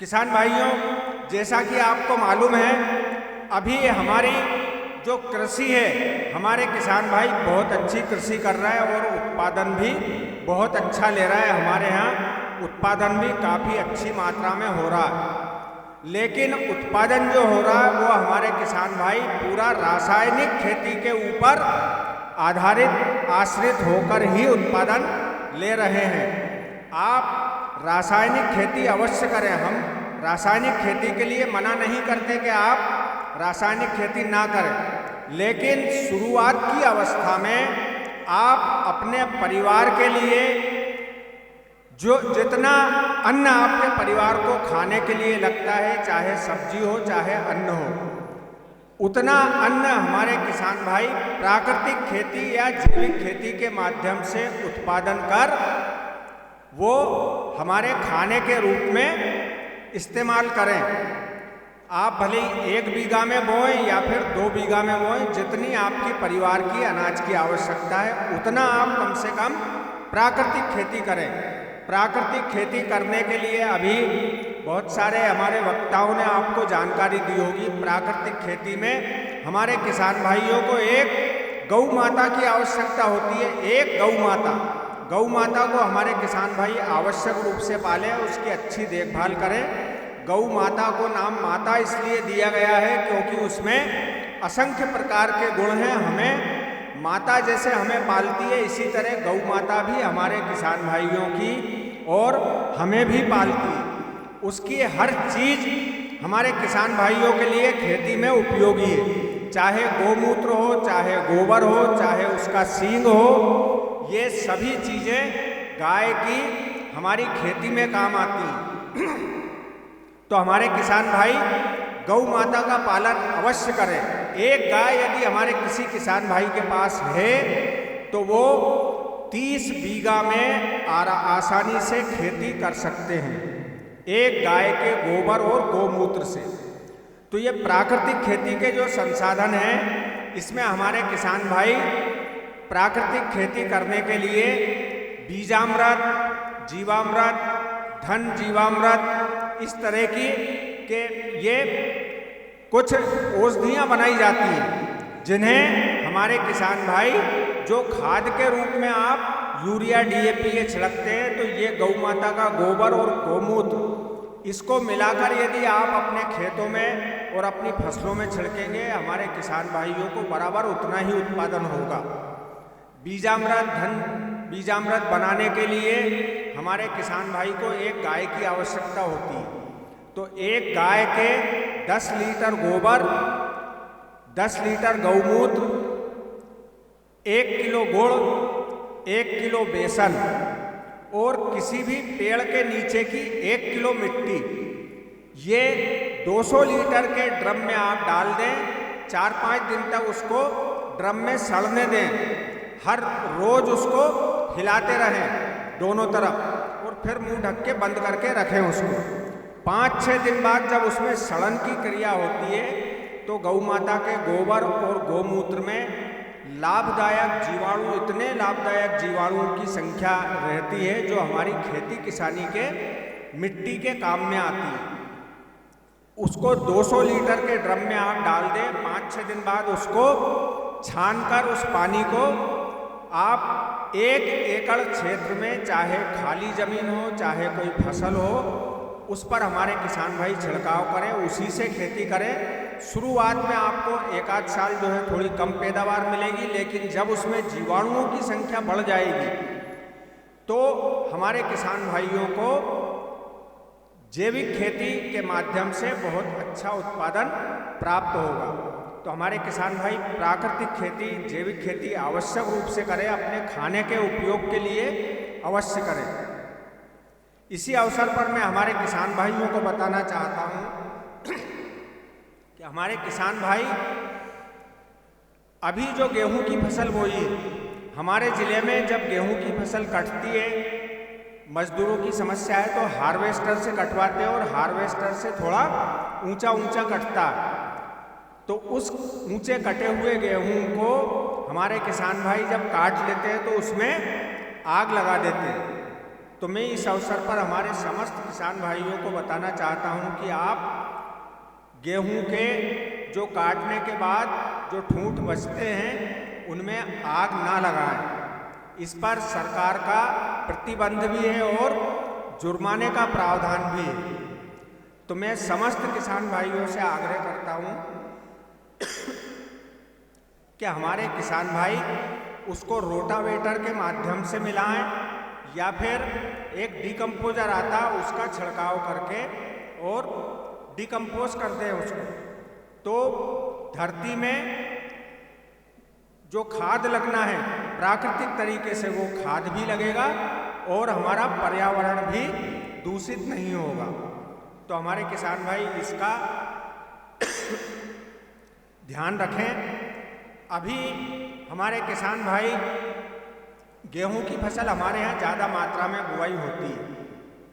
गेहूं में जब 2 पानी आप देते हैं, प्रथम पानी और द्वितीय पानी, बुआई के 20 दिन बाद और 40 दिन बाद जो पानी देते हैं, उस समय हमारे किसान भाई यूरिया की जो आधी मात्रा उसमें से आधी मात्रा खेत में छिड़काव करते हैं।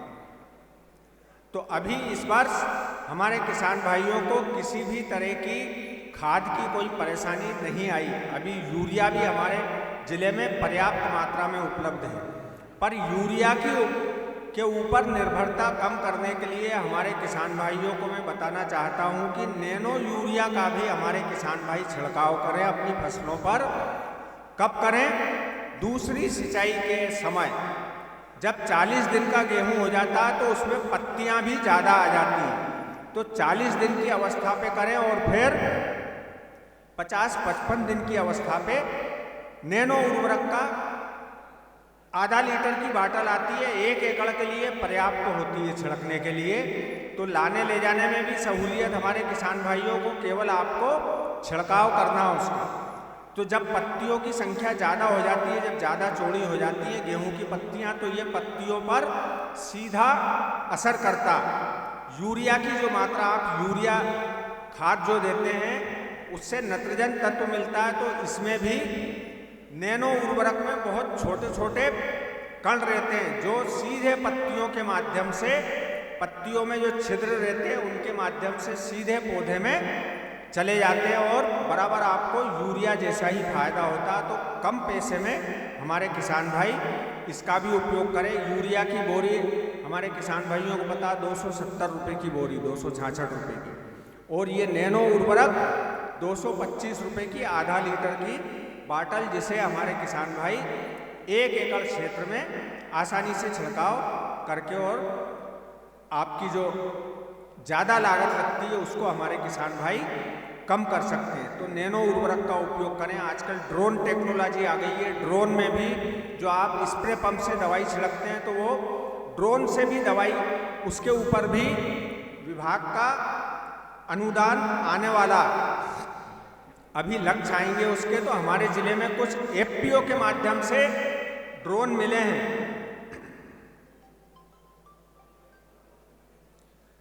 एफपीओ को ड्रोन दिए गए हैं, तो वे अभी हमारे ज़िले में ये हल्दर नाम का एफपीओ है, उनके पास भी ड्रोन है, और इफ्को कंपनी ने भी 5-7 ड्रोन उपलब्ध कराए हैं। तो इन ड्रोन के माध्यम से भी आप किराए से भी छिड़कवा सकते हैं, नहीं तो आपके पास जो स्प्रे पंप है उससे छिड़काव करें। तो ये 3-4 जो बातें हैं, जो सामयिक बातें हैं, मैं किसान भाइयों को विशेषकर बताना चाहता था कि एक तो प्राकृतिक खेती करें, दूसरा नरवाई नहीं जलाएं, तीसरा नैनो उर्वरक का अधिक से अधिक हमारे किसान भाई उपयोग करें। बाटल भी सस्ती और वही फायदा होता है, लाने ले जाने में भी कोई समस्या नहीं है। तो विशेषकर हमारे अधिकतर किसान भाई उपयोग करना शुरू कर दिया। तो मैं इस अवसर पर समस्त किसान भाइयों से चाहता हूं कि आप इन चीज़ों का उपयोग कर अधिक से अधिक अपना उत्पादन प्राप्त करें। अभी उद्यान विभाग ने जो योजना बताई थी आपको, उद्यानिकी की योजनाएं भी बहुत अच्छी योजनाएं हैं। इस माध्यम से हमारे किसान भाइयों को हम याद दिलाते हैं। आपको सब चीज़ें मालूम है, लेकिन ये प्रशिक्षणों के, इस तरह के प्रशिक्षण के माध्यम से हम किसान भाइयों को जागृत कर देते हैं और याद दिला देते हैं कि समय समय पर करते तो हैं, यदि आप भूल जाते हैं तो आपके जहन में आ जाए वो चीज़ और आप उसको उपयोग करें। तो ये अनुदान की जितनी भी योजनाएं हैं, कृषि विभाग में भी बहुत सारी अनुदान की योजनाएं हैं हमारे किसान भाइयों के लिए। स्प्रिंकलर है, पाइपलाइन है, इसके माध्यम से हमारे किसान भाई उपयोग कर रहा है। तो कृषि विभाग में भी sprinkler, mini sprinkler, drip system जो हमारे किसान भाई ये उद्यानिकी फसलों में भी लगाते हैं ड्रिप, तो इसके ऊपर भी अनुदान है। जो बड़े किसान भाई हैं उनको 45% लागत का, और जो छोटे किसान भाई हैं, लघु सीमांत, महिला कृषक, अनुसूचित जाति जनजाति, इनको 55% के अनुदान की पात्रता है। तो इसका भी आप लाभ उठाएं। ये सब आजकल सभी योजनाएं ऑनलाइन हो गई हैं, तो कृपया आप ऑनलाइन एमपी का जो पोर्टल है उसके ऊपर जाकर आप अपना आवेदन कर सकते हैं, और लॉटरी के माध्यम से फिर हमारे किसान भाइयों का सिलेक्शन होता है लक्ष्य के अनुसार। तो इसका भी फायदा लें। एक हमारे यहाँ बहुत अच्छी योजना है, जिन किसान भाइयों के यहाँ, अधिकतर सभी किसान भाइयों के यहाँ पशु रहते हैं, चाहे गाय हो चाहे भैंस हो, अधिकतर किसान भाई पशुपालन करते हैं। तो जो किसान भाई पशुपालन करते हैं, जो आपके यहाँ उन पशुओं का गोबर होता है उसका सदुपयोग करने के लिए कृषि विभाग द्वारा एक योजना बायोगैस, जिसे हमारे किसान भाई गोबर गैस भी कहते हैं, वो योजना भी हमारे यहाँ चालू है। अधिक से अधिक किसान भाई इस योजना का भी लाभ लें, ताकि हमारे जो किसान भाई गोबर को कंडे के रूप में जला देते हैं, आप कंडे बनाएं अपनी आवश्यकता अनुसार, लेकिन जो बचा हुआ गोबर है उसको गोबर गैस के माध्यम से आप गैस के रूप में उपयोग करें, और उससे आप रसोई में काम में लें उसको।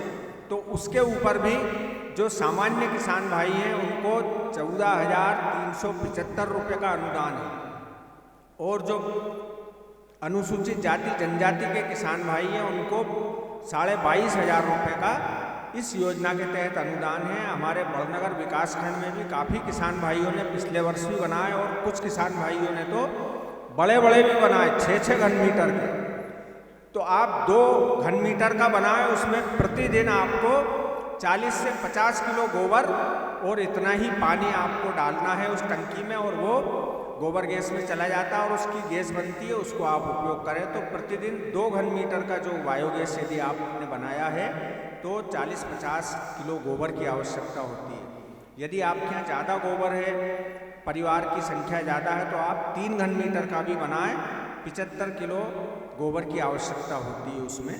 तो इस योजना का भी हमारे किसान भाई अधिक से अधिक लाभ लें।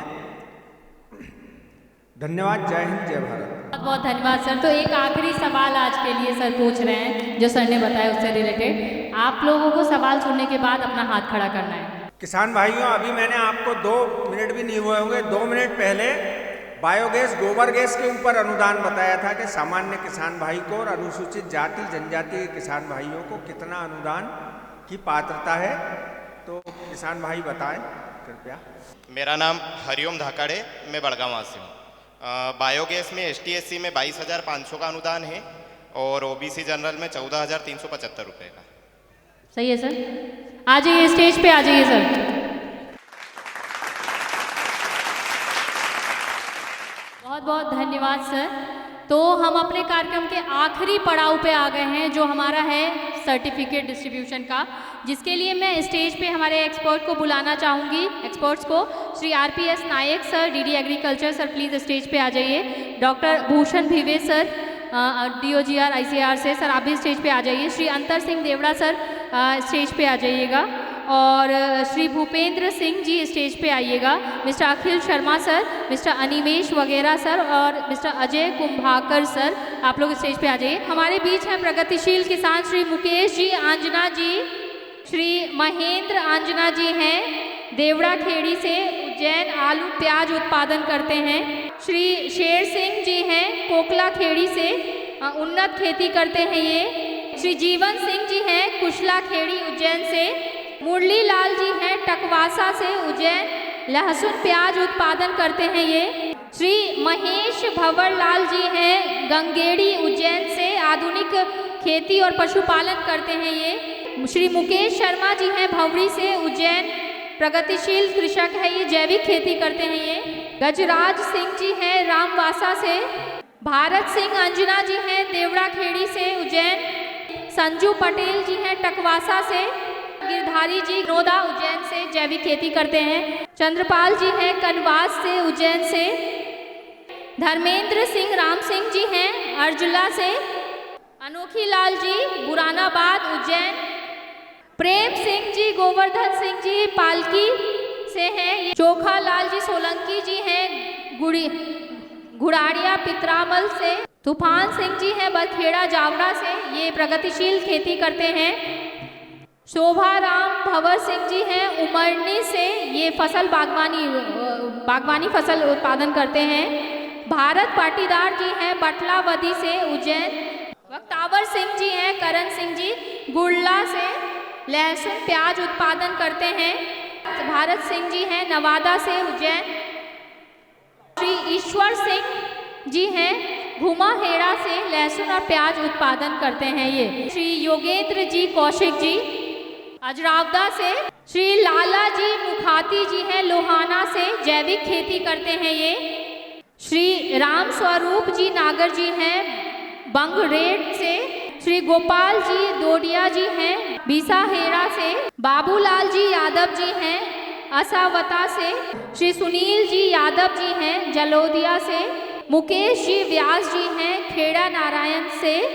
तेजराम नंदराम नागर जी हैं माधोपुरा से। श्री नंद किशोर भंवरलाल पांड्या जी हैं। लोकेंद्र सिंह जी हैं। विक्रम सिंह जी हैं सुरार बेड़ी से। भरतलाल जी अमला से, ये जैविक और प्राकृतिक खेती करते हैं। नाथूलाल नंदराम जी पलवा से, लहसुन और प्याज उत्पादन ये करते हैं। तो इसी के साथ मैं कार्यक्रम का समापन करती हूँ।